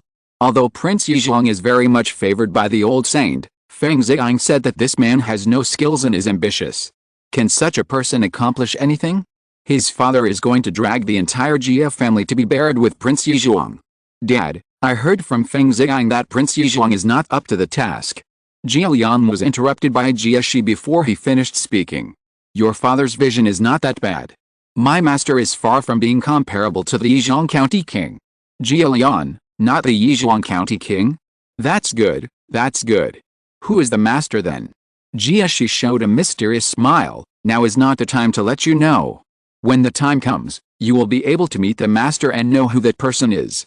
The news of the concubine's visit to her parents finally spread, and the three masters of Rongguo Mansion immediately began to discuss the construction of the garden for the visit. But many problems were in front of them: no land, no money, and no people. The three people wanted to support Yuanjin and build a large and exquisite garden. The little land of Rongguo Mansion was not enough. GMU, Wang Furen and Jia Zhang set their sights on the land in Ningguo Mansion. However, there was only one Yaoshi left in Ningguo Mansion. She was nominally the head lady of Ningguo Mansion, but she had no power at all. Now, If Ningguo Mansion has any major events, they need to report to Zuan's Hun Temple. Jia Jing disagreed to hand over the land to Rongguo Mansion for use, and even Jia Mu had no way. Jia Jing didn't give Jia Mu face at all. So what if Jia Mu is an elder? They are elders separated by several generations. They respected you before to give you face, but now they don't respect you. What else can you do? Are you going to sue Jia Jing for being unfilial like threatening Jia Shi? Don't be kidding. He is not your son, and the government will not accept it. If Lai Shang was still the housekeeper of Ningguo Mansion, GMU and Mrs. Wang could still let Lai Shang steal the land deed. But since Qin Keking's death, Jia Jing has dealt with the servants of Ningguo Mansion. Lai Shang, as the executor of Qin Keking's death, was naturally severely punished by Jia Jing. He was stripped of his position as the chief housekeeper, beaten with a stick and thrown out of Ningguo Mansion. Without enough land, the three people in Rongguo Mansion can only spend a lot of money to buy land from others. Then the biggest problem comes. Money. There is only so much money in the public treasury of Rongguo Mansion, not enough to buy land. How to repair the garden? Ask for money from Ningguo Mansion? Jia Jing didn't even give them land, let alone silver? Ask from relatives? The Shi family was so poor that they had to let the young lady do embroidery work by herself. How could they come up with extra silver? The Wang family did take out 20,000 taels, but it was a drop in the bucket for building a garden. The Zhu family also only took out 20,000 taels. Mrs. Wang was very dissatisfied with this, but she had been eyeing the Zhu family's millions of family assets. But her words of coaxing people now didn't work. Although Aunt Zhu was stupid, who asked her to live in the Wang family? With Mrs. Wang watching, Mrs. Wang couldn't deceive Aunt Zhu at all. Aunt Zhu now had a happy life and a bright future. She had nothing to ask Mrs. Wang for, so naturally she didn't need to take money to please Mrs. Wang. It would be better to wait until her daughter entered the palace and rose to prominence and then build a garden for her daughter than to use the money to build a garden for Mrs. Wang's daughter. The Zhu family couldn't get the money, and the Lin family couldn't get it either. Lin Ruhe had already married another wife, so how could he take a large sum of money to build a garden for his ex-wife's family? The Lin family's money didn't come from the wind. There was no other way, and in the end, Lady Jia and Lady Wang could only reluctantly take out their own private vaults. Chapter 1068 Purple Air coming from the east. Finally, there was a shortage of people. The most capable Jia Lian and Wang Zifan were not in Rongguo Mansion. Mrs. Wang and Jia Zhang quickly sent people to the farm to find them, but the news they got was that the two were sent to the south by Jia Shi to do business and would not be back within a year. GMU and Mrs. Wang scolded Jia Shi for being unreliable, but there was nothing they could do.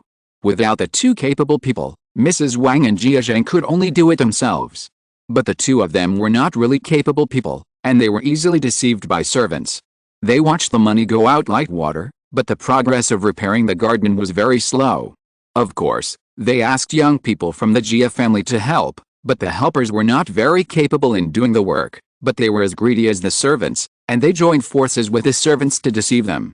And those capable people, such as Jia Rong, were still tempering in the army, and Jia Qiang was also thrown into the barracks by Jia Jing. Jia Yun was introduced by Feng Yuan and was accepted by Jia Shi to help Jia Shi run the shop. Anyway, the quality and progress of the garden can be imagined when an incompetent manager leads a group of incompetent and greedy executors. The magnificent Grandview garden in the original novel will not appear. Rongguo Mansion tried its best to build a garden that was barely worthy of its appearance. During the construction of the garden, the imperial examination had been held. Zhu Pen took the exam and ranked more than 200. But this was enough to make Aunt Zhu and Zhu Baoche happy. Zhu Baoche was happy and thankful for her brother's sudden amnesia. Maybe she noticed something, but the smart Bao sister didn't say it. Brother is good now, isn't he? And Lin Ruhe, who was far away in Yangzhou, was also happy to have a son. His stepwife gave him a big fat boy. The child was very healthy, completely different from Lin Daiyu, who was born sick, and the previous son. Lin Ruhe seemed to see the future of the Lin family's prosperous descendants. He drank a lot of wine that day and got drunk. Drunk Lin Ruhe said a lot of words, which were heard by Lin Daiyu. Sister Lin was horrified. It turned out that the decline of the Lin family was the result of the conspiracy between Jia Min and Mrs. Wang. Sister Lin was very sad and kept crying. She took the blame for her mother on herself and felt sorry for her father and the Lin family. When her stepmother came into the house, She was still willfully sulking with her father. In fact, how could she be qualified? She was the sinner of the Lin family, while her stepmother was the hero of the Lin family. Sister Lin was depressed and fell ill. She was so sick that she almost died. Lin Ruhe looked for famous doctors in Jiangnan, but none of them could cure Sister Lin. He couldn't help but wonder if Sister Lin was also calculated, so he wrote a letter to Su Qingni for help. When Su Qingni heard that Sister Lin was going to die, she couldn't sit still and hurried to Yangzhou. Fortunately, Su Qingni arrived in time and went to the Lin family before Sister Lin died, and saved Sister Lin's life. Su Qingni diagnosed that Sister Lin was depressed and was very curious, so she used hypnosis to understand Sister Lin and asked what Sister Lin was thinking. Sister Lin spoke out her thoughts. Su Qingni sighed when she heard this. Jia Min used sinister means to other women and committed many sins. She didn't expect that it would be retribution on her daughter, right? The truth was that Jia Min in the underworld listened to Sister Lin's words to see if she regretted it. Su Qingni relieved Sister Lin, vented her psychology, and asked Lin Ruhe to have a good talk with Sister Lin. Sister Lin knew that her father had never blamed her, and knew how much her father valued and loved her as a daughter, and how much he cared about her as a daughter. If she died, it would be unfilial to let her father send her off with white hair. Sister Lin finally figured it out and her body got better. Su Qingni saw that Sister Lin was fine, so she said goodbye and left Yangzhou and returned to the capital. She didn't know that on the night she left, Sister Lin had a dream, which was Sister Lin's short life in the original book. After waking up from the dream, Sister Lin hugged the quilt and was in a daze for a long time, and then she completely let it go. Compared with her life in the dream, Sister Lin felt that she was much happier now. Daddy is still alive, she has a younger brother, the Lin family has an heir, and the Lin family's millions of wealth will not be swallowed up by the Jia family. Great! When Su Qingni returned to the capital, the rough version of the Grand View Garden had been built. Jia Zhang had already submitted a memorial to request the imperial concubine to visit her parents, and ignored the fact that Jia Shi's family was not in Rongguo Mansion. Jia Shi was too lazy to welcome the short-lived imperial concubine, so he pretended to be sick, leaving Yingchen and Jia Kong to take care of her, and the big house sent Mrs. Xing as a representative to attend the imperial concubine's visit. Without Sister Bao and Sister Lin, many classic scenes in the imperial concubine's visit were gone, and Su Qingni no longer had the heart to watch the excitement. After meeting Jia Shi, Feng Tang and others, she left the capital and continued her study tour. Still lonely with Baozu. Baozu has been reborn now. He is no longer the servant who had no skills before. Now Baozu has learned the external martial arts taught by Su Qingni and can kill a cow with one punch. He was confident that he could protect his young master with his current abilities, so he did not raise any objection to his young master's behavior of not following the caravan and not hiring bodyguards. With fewer people around her, Su Qingni was more comfortable. If she came across a place with beautiful scenery, she would stay for 2 more days. If the local snacks in a place were delicious, Su Qingni would stay even longer. Baozu followed his young master to eat, drink and have fun, and thought that his young master would stay in a certain place for a long time because of his appetite, but he didn't know that the officials in that place were once the subordinates of Prince Yizhuang. Su Qingni went all the way north and picked up all the connections left by Fang Dequan. When she arrived at the border, the garrison commander here used to be the subordinate of Rongguo Guang Jia Daishan, and Jia's mother handed this connection to Wang Zidan. They didn't know that the deputy general beside the garrison commander was also a person left by Jia Daishan, and this deputy general was responsible to Jia Shi. After Jia Shi surrendered to Su Qingni, he sent a letter to the deputy general, who had been secretly undermining the garrison commander. Su Qingni met the deputy general in person and taught him methods of training soldiers and digging trenches on the grassland, as well as methods of cultivating land and repairing kangs.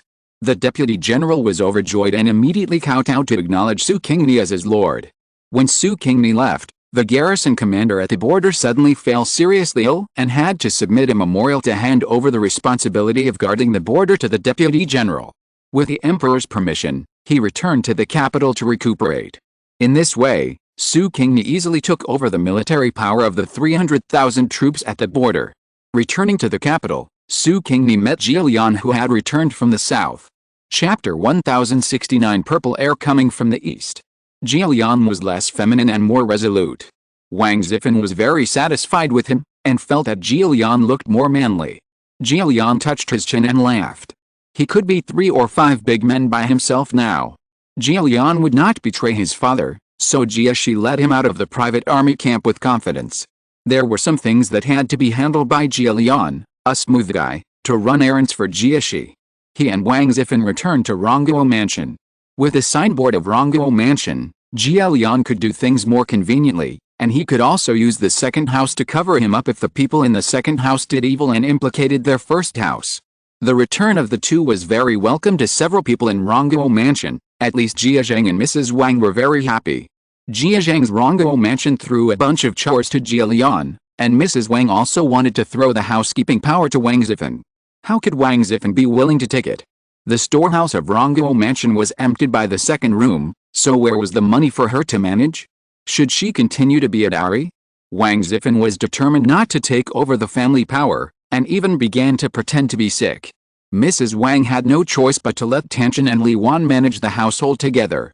As for Sister Bao, she did not live in Rongguo Mansion, and Sister Bao had been selected to enter the palace and became a companion to a certain princess. Jia arranged a real vacancy for Jia, but it was a small official of the 8th rank, which the servants of Rongguo Mansion looked down on. You know, the official donated by Lai Ma's grandson was half a level higher than Jia's official rank. He became more and more impatient with the servants in Rongguo Mansion who looked down on others, and he hoped that the master in his father's mouth would quickly pull down the current one, so that he and his father could come forward and control the entire Rongguo Mansion. At that time, he would replace all the servants in the mansion and sell all these servants who looked down on him and ridiculed him to the coal mine. Brother Feng, long time no see. I miss you so much. Finally, the day of retreat arrived, and Jia quickly sent an invitation to invite Su Qingni to have a drink. He just knew that Su Qingni had returned to the capital. Jia envied the carefree life of Feng Yuan, but he also knew that he could not live such a life, and he could not bear the hardship on the road. Su Qingni greeted Jia with a smile, and was quite impressed by the great change in Jia. Is this still the second Master Lian of Rongguo Mansion? Is this the second Feng Ziyang? This time in the capital, Feng Teng and Jia both suggested that their children meet Su Qingni and let them recognize the master. Su Qingni thought about it and agreed. However, the date of the meeting has not been determined yet. Su Qingni and Jia are still friends now. I wonder what Jilian's expression will be when he sees that the master mentioned by his father is his friend. Brother Feng, I heard that a new restaurant has opened in the capital. The dishes there are very novel and delicious. How about we go there? Everything will be arranged by second brother Lian. Su Qingni knew which restaurant it was when Jilian mentioned it. Yaoyuan Lao, the only restaurant in the capital that sells hot pot, has attracted people from all over the capital with its novel way of eating, and its business is very hot. It's not that no one has cloned Yaoyuan Lao's method and opened another hot pot restaurant, but it is completely incomparable to Yaoyuan Lao. Yaoyuan Lao has a rich variety of hot pot bases, which alone makes other hot pot restaurants sigh. When Su Qingni and Jilian came to Yaoyuan Lao, the private rooms here had been booked, and the two could only find a seat by the window on the second floor. With Jilian's status as a nobleman, if this happened in other restaurants, he would definitely leave immediately. The hall is really not a place for a nobleman to sit. But who said that this hot pot is too famous? If he didn't eat the legendary delicacy, Jilian would be itching in his heart. The two ordered a shabu-shabu hot pot and a pickled fish hot pot. Su Qingni sighed as she ate the familiar delicacy. This hot pot tastes good, better than a simple hot pot. Jilian commented as he ate. Su Qingni nodded, picked up a piece of mutton as thin as a paper and was about to put it into the pot when a noisy sound came from the door of the restaurant. Following the sound, a very handsome young man walked in. Many people in the hall greeted him when they saw him. After listening, they realized that this young man was the owner of Yaoyuan Lao. Su Qingni felt Jilian approaching her ear and whispered, "How can this be a man? It's obviously a woman. There's something wrong with the eyes of these people in the restaurant." Su Qingni tilted her head, distanced herself from Jilian, and laughed. These people are not as experienced as Brother Lian in dealing with women, and can tell the gender at a glance. Jilian pointed at Su Qingni. "Are you laughing at your brother?" Su Qingni, "No, I envy Brother Lian for being liked by the girls and sisters-in-law."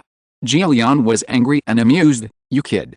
Behind the young man was a very beautiful girl, with a gentle temperament, like a delicate flower. After greeting the young man, the men in the restaurant all looked at the girl. Jilian's eyes naturally followed him, and his eyes revealed his love for beautiful women. "This girl is so beautiful!" Jilian exclaimed. "Su Qingni, brother Lian, is this love at first sight?" Jilian, "Not love at first sight, but this girl does make my heart itch." Su Qingni smiled. "Since brother Lian likes her, do you want to marry this girl as your second wife?"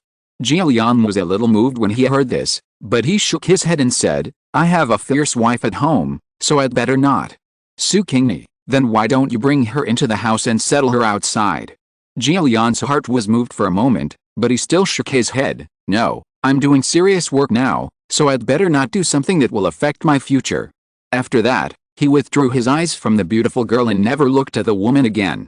Su Qingni smiled with a wine glass in her hand. "If Jilian doesn't marry Yuerji, who will Yuerji marry? With a sister who travels through time, Yuerji shouldn't marry her useless fiancé, right?" Su Qingni noticed that the young man, third sister Yu, glanced in the direction where she and Jilian were sitting, and she couldn't help but smile again. It seems that third sister Yu is very concerned about Rongguo Mansion, at least she is very concerned about Jilian, otherwise she would not recognize Jilian. However, Rongguo Mansion has changed so much, third sister Yu must be surprised, she must guess that there is another time traveler in Rongguo Mansion. Will she be eager to find someone to meet a fellow villager? After eating a hot pot, Jilian separated from Su Qingni. Jilian is very busy now. When Su Qingni returned to her temporary residence, she received a message from Feng Tang, saying that he would bring his son to meet her master. When Feng Ziyang saw Su Qingni's performance, Su Qingni thought it was very cute. Chapter 1070 Purple air coming from the East's Valley. 2 days later, Jieshi brought Jilian to see Su Qingni. Jilian's expression was as cute as Feng Ziyang's. "Second brother Lian. Don't call me that, Lord." Jilian was so shocked that he couldn't believe that the friend he knew was actually the Lord he was loyal to. Oh my, he even took the Lord to visit a brothel. If his father knew about this, he would break his legs, right? Su Qingni smiled. "Second brother Lian, even the emperor wants to have friends." Jilian was surprised. "My lord regards me as a friend." Su Qingni, "Second brother Lian has always been my friend." Jilian was so happy that he immediately patted his chest and said that he would die for Su Qingni, his lord and friend. If there was anything, Su Qingni would just tell him to do it. Jilian had a good idea. When the Feng Yuan incident was successful and he became the emperor, how could he, the emperor's friend, not be able to rise to prominence? Maybe I can restore the glory of my ancestors and become the Duke of Rong. After meeting the younger generation such as Jilian and Feng Ziyang, Su Qingni began to speed up the plan she had made. Lin Ruhe retired from the position of the Imperial Censor of Salt Inspection and has been transferred back to the capital. Just as he expected, he was just a benchwarmer when he returned to the capital. Neither the old saint nor the current emperor liked Lin Ruhe. So Lin Ruhe became Su Qingni's chief steward, and all the matters of contacting Jieshi, Feng Tang and others were handed over to Lin Ruhe. The news in the capital was getting tighter and tighter, probably because the old saint's health was getting worse and worse, and the ministers on the old saint's side became impetuous. The most impetuous were Prince Yizhong and the old saint's other 2 sons, Prince Hongcheng and Princess Hongping. Prince Hongcheng was the grandson of the Zhen family and the old saint's favorite son. The power in his hands was comparable to that in the hands of Prince Yizhong. Prince Hongping has no overt power, but as far as Su Qingni knows, he also has private soldiers, and the eunuchs around the old saint are actually his men. Rongguo Mansion can't feel the undercurrents in the capital. Jia Zhang only knows to drink and chat with a group of guests, and rarely goes to the government office. Naturally, he doesn't know the subtle changes in the court. GMU and Mrs. Wang can only look at the small piece of land in front of them, and their most important thing now is to help Jia Baoyu find a wife. Jieshi helped Yingchen to settle on someone before this. It's not Sun Shaozu in the original book, but Feng Tang's illegitimate son. As the most important subordinates of Su Qingni, it's normal for the 2 families to marry. Feng Tang only has 1 legitimate son and 1 illegitimate son, so he also values the illegitimate son. The ability of this illegitimate son is not worse than Feng Ziyang, and his future is still bright. GMU and Mrs. Wang had a disagreement over Jia Baoyu's marriage. Without Sister Bao and Sister Lin, the 2 had other candidates, and they refused to give in to each other. Jia's mother wanted Jia Baoyu to marry Shi Xiangayan, while Mrs. Wang wanted Wang Zilun, the daughter of Wang Zidan, to marry Baoyu. Although Wang Zilun had a father who was a high-ranking official, the Jia family already had 2 daughters-in-law from the Wang family, and Jia's mother was unwilling to have a 3rd daughter-in-law with the surname Wang, lest the Jia family eventually become the property of the Wang family. Therefore, the two had been deadlocked on Jia Baoyan's marriage, and had not yet chosen a wife for Jia Baoyu, thus giving Xiren and other maids who climbed into the bed a chance. Jia Baoyu was getting older and enjoying things between men and women. Except for King Wen and other maids who knew how to love themselves, the maids in Yihangin were all vying to climb into Jia Baoyu's bed. Seeing that more and more maids had an affair with Jia Baoyu, Xiren was afraid that her status as the first person around Jia Baoyu would be taken by others, so she wanted to confirm her status as Jia Baoyu's aunt. So Xiren boldly stopped taking birth control pills and made herself pregnant with Jia Baoyu's child. Although Mrs. Wang and Jia's mother were furious, they kept silent because Xiren was pregnant. After all princes and sons of the royal family had concubines early on, and Xiren was Jia Baoyu's concubine as agreed by the two. Jia Baoyu's marriage was also settled because of this incident. Mrs. Wang didn't want her daughter to be a ready-made mother for others. Before the principal wife came into the house, the concubine had a concubine son. Only families who don't follow the rules would do this. Mrs. Wang used to be a little tempted by Mrs. Wang's proposal, but she resolutely refused after knowing about Xiren. Without Wang Zilun, Mrs. Wang had to watch Jia's mother and the Shi family negotiate the marriage between Jia Baoyu and Shi Xiangayan. In the original book, Shi Xiangayan's husband Wei Rulin is now also Su Qingni's subordinate. The Wei family was originally the people of Prince Yizhang, but 20 years later, the head of the Wei family has surrendered to the current emperor. Wei Rulin is the child of the previous wife of the head of the Wei family. Her situation in the Wei family is very bad. Because of Madame Wei's calculations, Wei Rulin's health is very poor and she is afraid that she will not survive. Wei Rulin grew up with his grandfather, but his grandfather has always been loyal to Prince Yizhuang.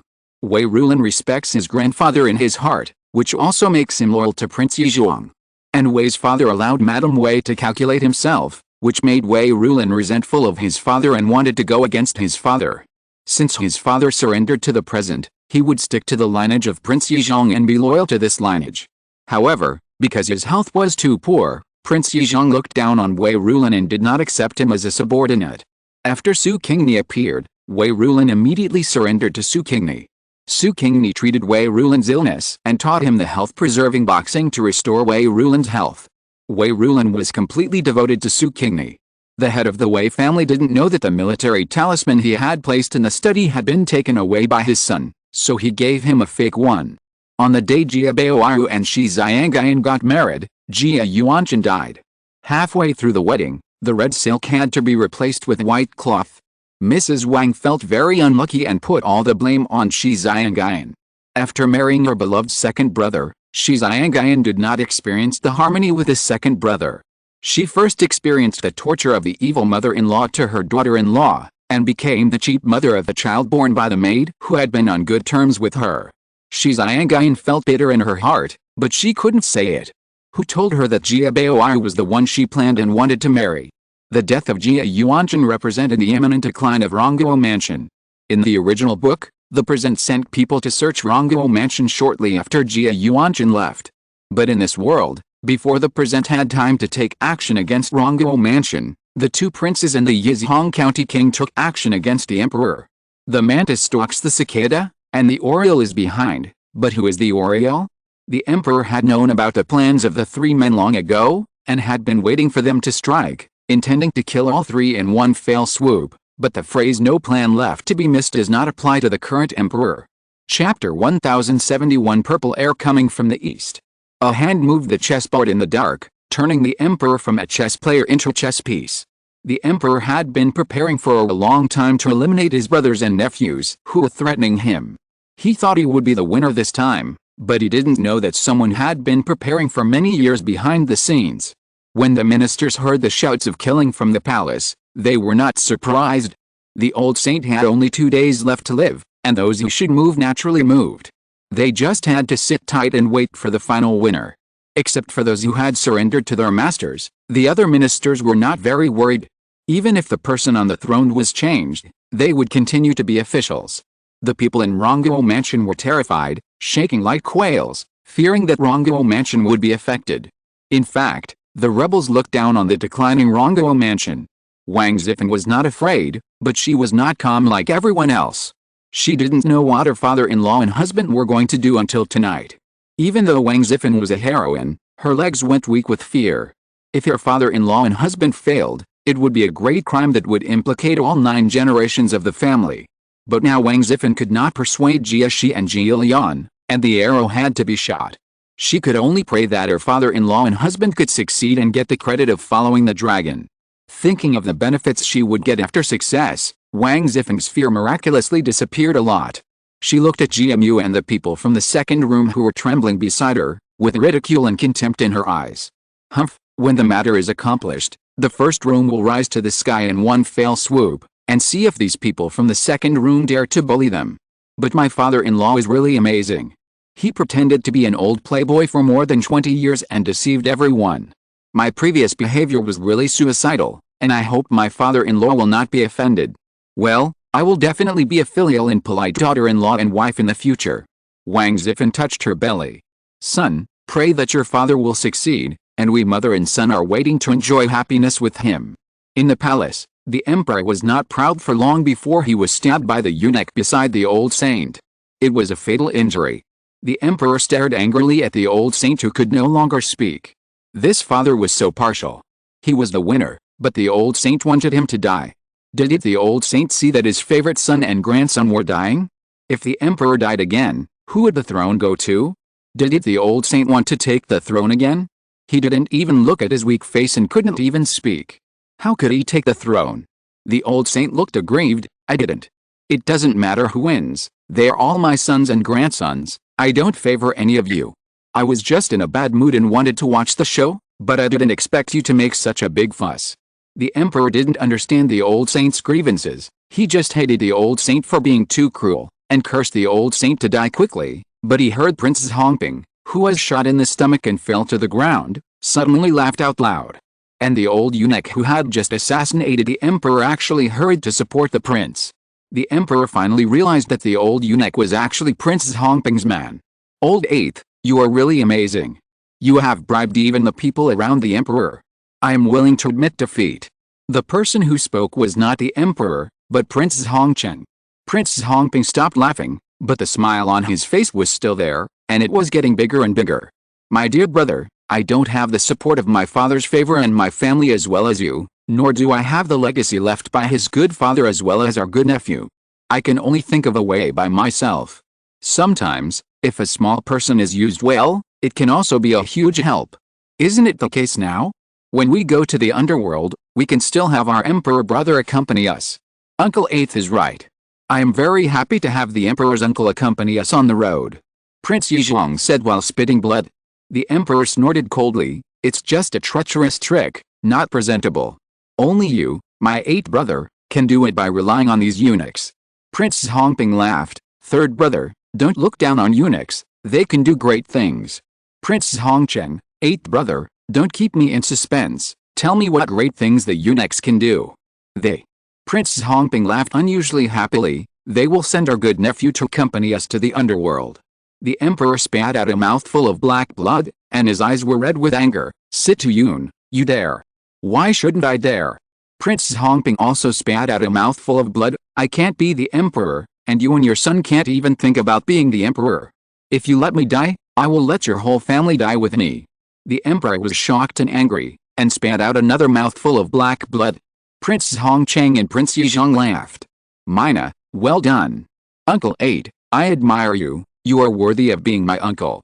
The emperor vomited blood again, and he began to roll his eyes. He was about to die, not from the poison, but from being angry. Suddenly, a group of people walked into the old saint's bedroom. The two brothers looked towards the bedroom door with great effort, trying to see who the visitors were. Whose subordinates were they, or was it another person who came to take advantage? The visitor was a young man. Seeing his appearance, everyone, including the old saint, took a breath. This appearance that looked like someone else's could easily explain the identity of the visitor. Look at the people following him. Feng Tang, Jia Jing, Jia Shi. Aren't they all former subordinates of Prince Yizhuang?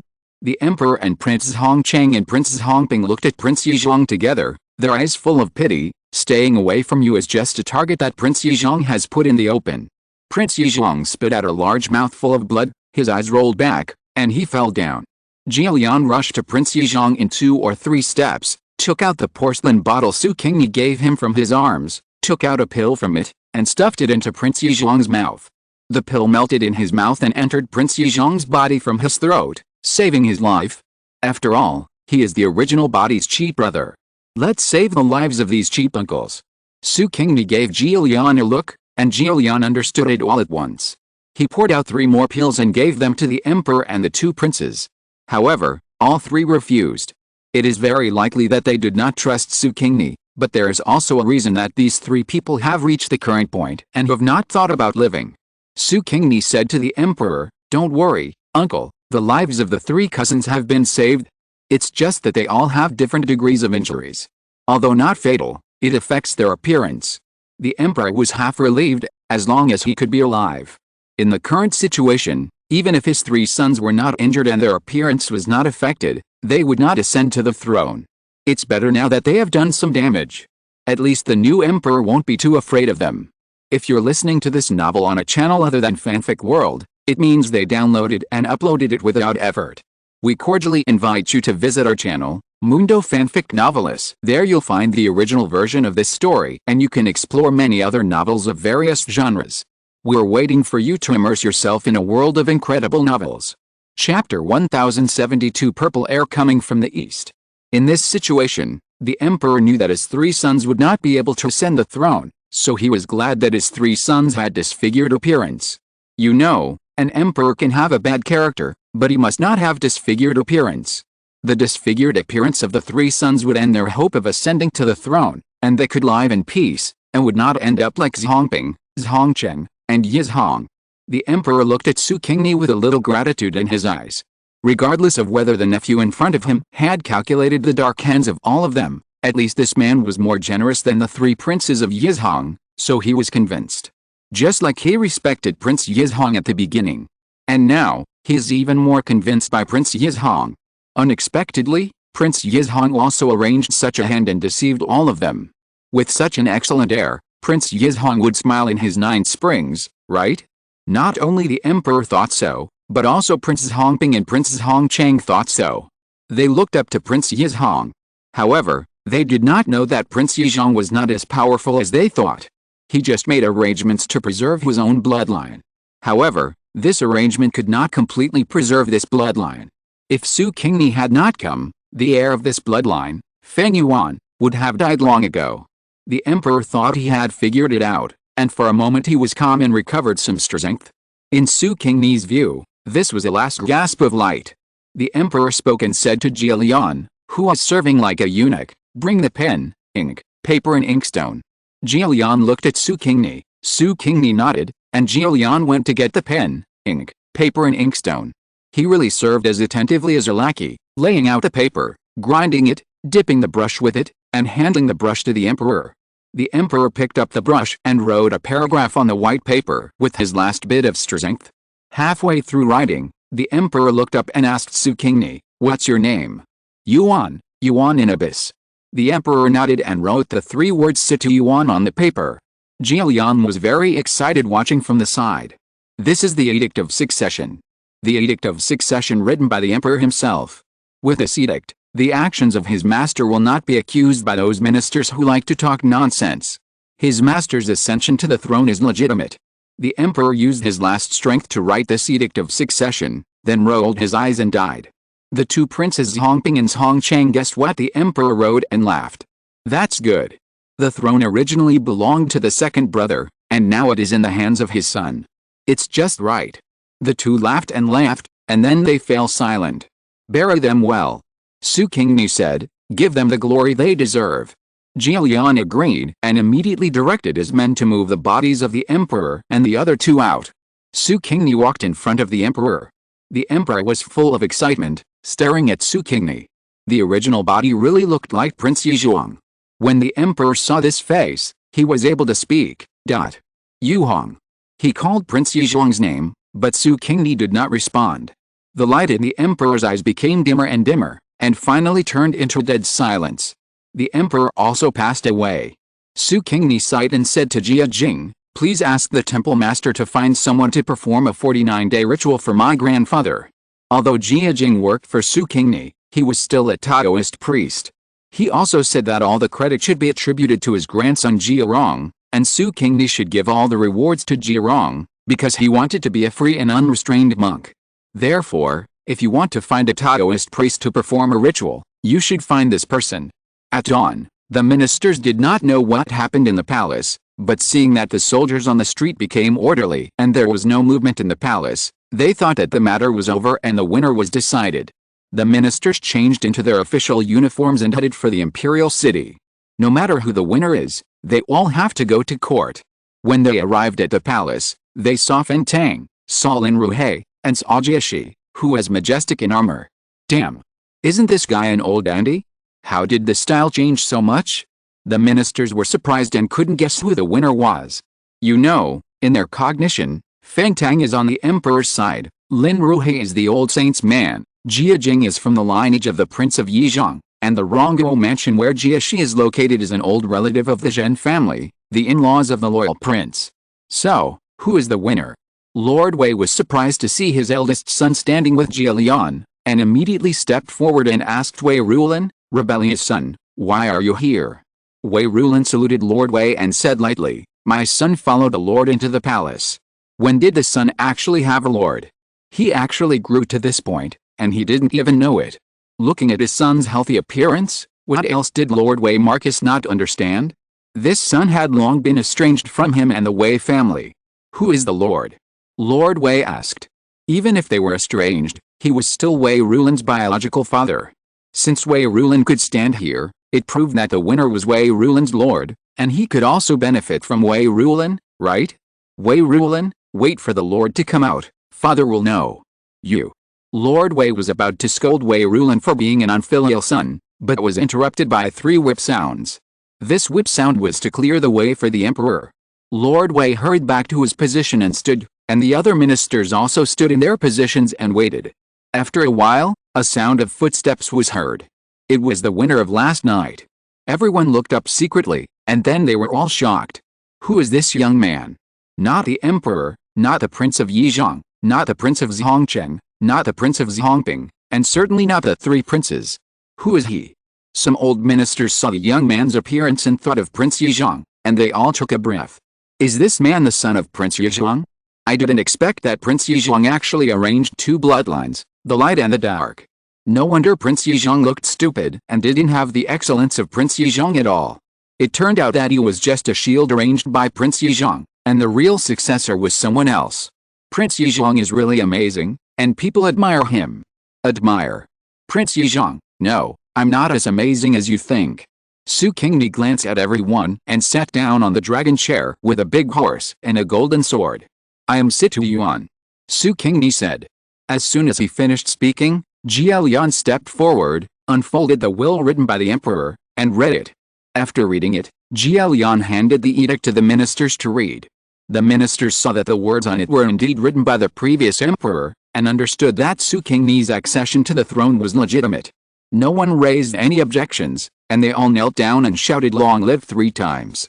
Chapter 1073 Purple air coming from the east.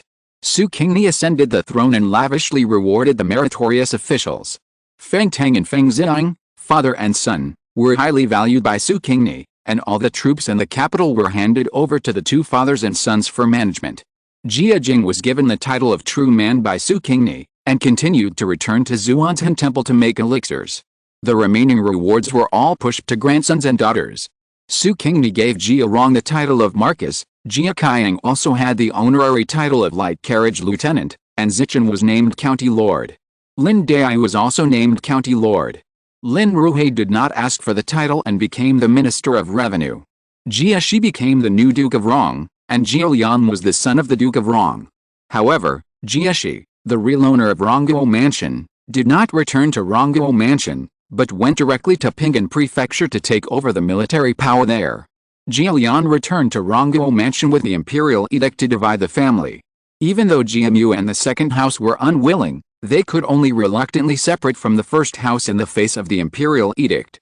After the division of the family, Jia Lian drove the people from the second house out of Rongguo Mansion very quickly. The servants wanted to curry favor with Jia Lian, but Wang Zifeng had already asked Jia Lian for his personal soldiers, and found all the human traffickers in the capital, and sold all the servants of Rongguo Mansion in one go. Moreover, before selling the people, Jia Lian also led people to raid the homes of Li Da's several servants, and harvested a large amount of treasures and real estate. The atmosphere in Rongguo Mansion was solemn. Wei Rulin also took the imperial edict of division of the family home. Lord Wei wanted to take advantage of his son, but it was impossible. Wei Rulin produced evidence that Madame Wei poisoned herself, and there was an imperial edict of division of the family, so Lord Wei had to divide Wei Rulin out and give her half of the Wei family's property. What could Madame Wei do if she was unwilling? She was locked up in the Buddhist temple by Lord Wei, and she would never get out in this life. Wei Rulin married a wife, who was none other than Sister Bao. The emperor died, and his son and daughter had to observe mourning. Sister Bao could no longer stay in the palace as the princess's companion, so she returned to her home. Her dream of a harem was broken. Although Sister Bao was disappointed, she was also open-minded. The main reason was that her brother was now doing well and the family was not on decline. Sister Bao was confident that she could find a good husband without entering the palace, unlike in the original book where she could only hold on to Jia Bao Ayu. If it was as Sister Bao thought, there shouldn't be too few people who came to her house to propose marriage.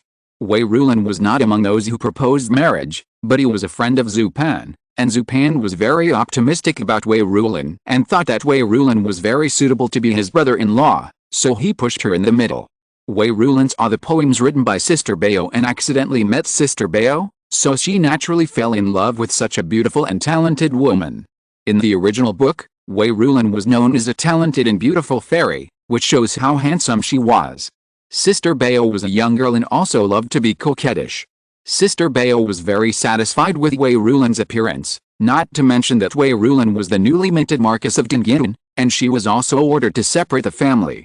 Marrying Wei Rulin not only allowed her to become the Marquess's wife, but also she did not have the mother-in-law to control her, which made Sister Bao couldn't be more satisfied. Aunt Zhu also thought that this was a very good marriage, and urged her son to quickly make it happen. Both parties were interested, and the marriage was soon successfully negotiated. A few months later, Sister Bao became Mrs. Wei. This matter reached Shi Xiangyan's ears, and Shi Xiangyan, who was almost disappointed with her husband, was extremely jealous. You know, Wei Rulin had talked about marriage with her. It was just that at that time she wanted to marry her second brother and strongly opposed this marriage. If she hadn't objected at the time, she would be Mrs. Wei now, and there would be no place for Zhu Baoji. It's a pity that Shi Xiangyan could only be jealous. If she missed it, she missed it. She had to go on the road she chose herself even if she had to kneel. With Su Qingni's intrusion, the fate of the 12 hairpins and deputy hairpins in the Red Mansion has changed greatly. Except for Jia Yuanshan who committed suicide, the fates of the other 11 concubines were better than those in the original novel. Even Shi Xiangyan married the man she loved and did not become a widow. Wang Zifeng was the wife of the prince of the duke's mansion, with a daughter and a son, and she was very upright. Kyoji would not be sold to a brothel, and she would still be a lady from an aristocratic family. Lin Daiyu married the husband carefully selected by Lin Ruhei for her, and the couple lived in harmony. Although the second wife committed suicide, her son lived a decent life because the Rongguo mansion did not confiscate her property. Li Wan did not have to return to her hometown with her children alone. With the protection of the Jia family, her life was much easier, and she taught her son more attentively. Jia Tianchen also got married, and the candidate was chosen by Jia Zheng. After all, Jia Zheng was still an official. Su Qingni felt sorry for him and continued to let him live in the Ministry of Works, and the candidate for husband was also the son of an official family. Wang Furen did not interfere in her marriage because she was already sick. She was sick from anger. The better the first wife lived, the angrier Mrs. Wang became. She got so angry that she became ill and couldn't even get out of bed. Mrs. Wang no longer had the energy to take care of the concubines, and Jia Huan was able to study hard. He didn't have to study for 2 days before Mrs. Wang detained him to copy Buddhist scriptures. Jia Zheng also sent Jia Huan to the academy. As long as he worked hard, the imperial examination would be his path to promotion. Zichen was the county lady, so she didn't have to worry about her marriage in the future. Miaoi didn't come to the capital, but stayed in the south. In general, the fate of the 12 hairpins was developing in a good direction. The fate of the other girls in the Red Mansion was also good. Except for Jin Xuan, who committed suicide early, the other maids lived well. Siki married her cousin. Xia Hong still became a couple with Jia Yun. King Wen was not driven out of the house, and became one of Jia Baoyu's concubines. Pinger became Jia Lian's concubine and gave birth to a daughter. Xia Angling also gave birth to a daughter for Zhu Pan. When third sister Yu heard that the emperor had changed her husband, she didn't show too much surprise. Anyway, it doesn't matter to her who becomes the emperor, because Jia Yuanjin, who is related to him, has died long ago. But after hearing that Jia Shi, Jia Lian and Jia Jing are actually the confidants of the new emperor, and Jia Shi has become the Duke of Rong again, Yu Sanji is not calm. Is the new emperor another time traveler, or is Jia Shi a time traveler? The old playboy becomes a general. This change is too big, right? Therefore, Yu Sanji is inclined to believe that Jia Shi is a time traveler. But she has no plans to recognize her relatives. Now her life is very good, and the other party is also living a good life. It's like two parallel lines, just extend all the way, without intersecting. When Yu Sanji saw the handsome guy walking into the restaurant, a determined smile appeared on her face. Liu Xianglian. No wonder the original owner was willing to live and die for him. Such a handsome man, even she is moved. More handsome than those little stars in the film and television industry. Since Liu Xianglian is Yu Sanji's official match, then the little brother should not run away, come to her bowl quickly. Chapter 1074, A Legend Part 1. Su Qingni was transformed into a female supporting role in a world formed by a famous Western novel, the heroine's sister, the heroine's control group, and a being that was laughed at and despised. When she came through, this person was on the way to elope with someone. The original body and her lover had not yet reached their destination, nor had they been found by her dear sister's suitor. They were caught in the rain on the way, and the original body fell ill and had a fever. The virus made her easily give up her body and give it to Su Qingni. She asked to become a noble lady in the next life, and then she was happily reincarnated. The lover of the original body was indeed a very handsome young man, but his character was bad, so Su Qingni didn't like this person and would not continue the journey with this person. When this person left the hotel, Su Qingni packed up the original body's gift and left the hotel. She left a letter for the original body's family. She would not return to the original body's family. Although the original body's family was not bad, with a mother who was very partial to the original body and a group of fairly friendly sisters, Su Qingni did not want to be like other women living in this era and regard marrying a good man as the biggest goal of her life. There is no Tei in this world. She will not marry, which will inevitably cause conflicts with her parents and affect other sisters. In this case, it is better to leave early. Although her elopement has some impact on her sisters, it will only affect them temporarily, not forever. Su Qingni walked on the road with her gifts. There was no way. The original body did not bring much money with her. Now she did not even have a pound on her body, so she could not hire a carriage. Fortunately, the original body was in good health. Su Qingni practiced while walking, and her feet were getting faster and faster. After walking for an afternoon and a night, Su Qingni had arrived in the suburbs of London. She did not go into the city. The city is very unfriendly to single women. Su Qingni has not yet cultivated the strength to kill everyone in seconds. It is safer to stay outside the city. Su Qingni cut off the beautiful long hair of the original body, disguised as a boy, and temporarily lived in a village in the suburbs. Su Qingni had some understanding of this country and this city. You know, she used to live in a country in a world with vampires, and she would come to London for a period of time every year to attend social dances. That was a world where the era she lived in was very similar to that of this world. In that world, Su Qingni heard a lot about the history and secrets of the city. Su Qingni didn't know whether such secrets also existed in this world, so she decided to explore it. One of the secrets was about a certain earl. This was an ambitious earl who wanted to wear an exquisite crown, so he planned for a long time, but unfortunately he was still discovered by the king. The earl was sentenced to death by the king, but the king's men did not find the treasure hidden by the earl. For many years, many people entered the castle left by the Earl to explore, wanting to find the treasure, but unfortunately they found nothing. Later, a vampire accidentally discovered the Earl's treasure, which was not on the castle, but hidden in the belly of the mountain somewhere. I wonder if there is such a treasure in this world? Su Qingni exchanged the remaining 10 pennies for a few pieces of black bread and entered the mountains. Fortunately, there is a treasure in this world. Su Qingni found gold coins and jewelry. From this moment on, she became a rich person. Unfortunately, she has no storage space now, so she can't take all the treasures away. Su Qingni took a small part, but this small part is enough for her to become a rich man. The rest of the treasure is still in the belly of the mountain. Su Qingni also arranged a layer of formation outside. I believe that even if there are vampires in this world, they can't find this treasure. A rich young master came to London, but he did not attract the attention of the upper class. So what if he is rich? Isn't his identity a commoner? They are nobles who are high above. Those commoners should hold money to curry favor with them, and they don't have to bother to pay attention to the commoners. Unfortunately, this rich commoner didn't think about currying favor with these nobles, nor did he participate in various social dances in London. Instead, he bought a ticket to the New World and ran to the New World to act arrogantly. Yes, these commoners can only call themselves masters in front of those black slaves and natives. Mr. Bennet, who has arrived in London to find someone, doesn't care about any rich young master.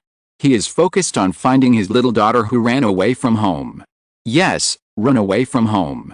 After getting the letter left by his youngest daughter at the post station, Mr. Bennet attributed his daughter's behavior to running away from home. You know, the so-called lover was abandoned by her.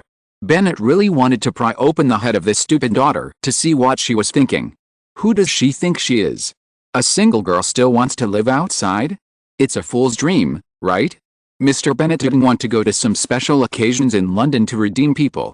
Mr. Darcy stayed with Mr. Bennet and helped him find people. Wickham had been found by them, which made it more difficult for him to find Miss Lydia. What a careless lady. Mr. Darcy complained in his heart that he didn't like this future sister-in-law very much. Maybe it's a good result for everyone to not find anyone all the time? Exclamation mark. The upright Mr. Darcy rarely thought so badly. The two searched for a long time in the city of London, even in those chaotic and dirty places. They also searched under the protection of bodyguards, but unfortunately they still didn't find anyone. But their behavior was known to Su Qingni. Feeling that Mr. Bennet was still a good father, Su Qingni could only write another letter. This time, she wrote down her destination in her heart, as well as her wish that she did not want to stay in her native land and could only choose to get married, and would rather go to the vast world to see. She hoped that Mr. Bennet would fulfill her.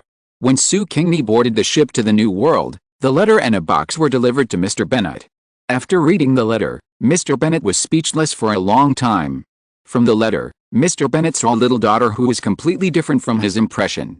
She yearns for freedom, she doesn't like restraint, she is unwilling to accept her fate. At this moment, Mr. Bennet felt that he was not a good father. His mind was all on his beloved second daughter, but he ignored the other daughters and didn't even know their true thoughts. He looked at his daughters with his inherent image, but did he really see these girls clearly? He really failed as a father. Mr. Bennet sighed. Mr. Bennet. I'm fine. Chapter 1075 A Legend Part 2. Mr. Bennet's eyes fell on the box. The box was not big, but it looked heavy.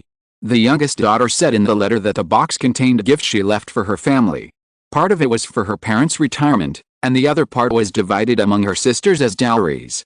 The youngest daughter told him not to worry about the origin of the things. She was lucky to have obtained the treasure left by a certain earl.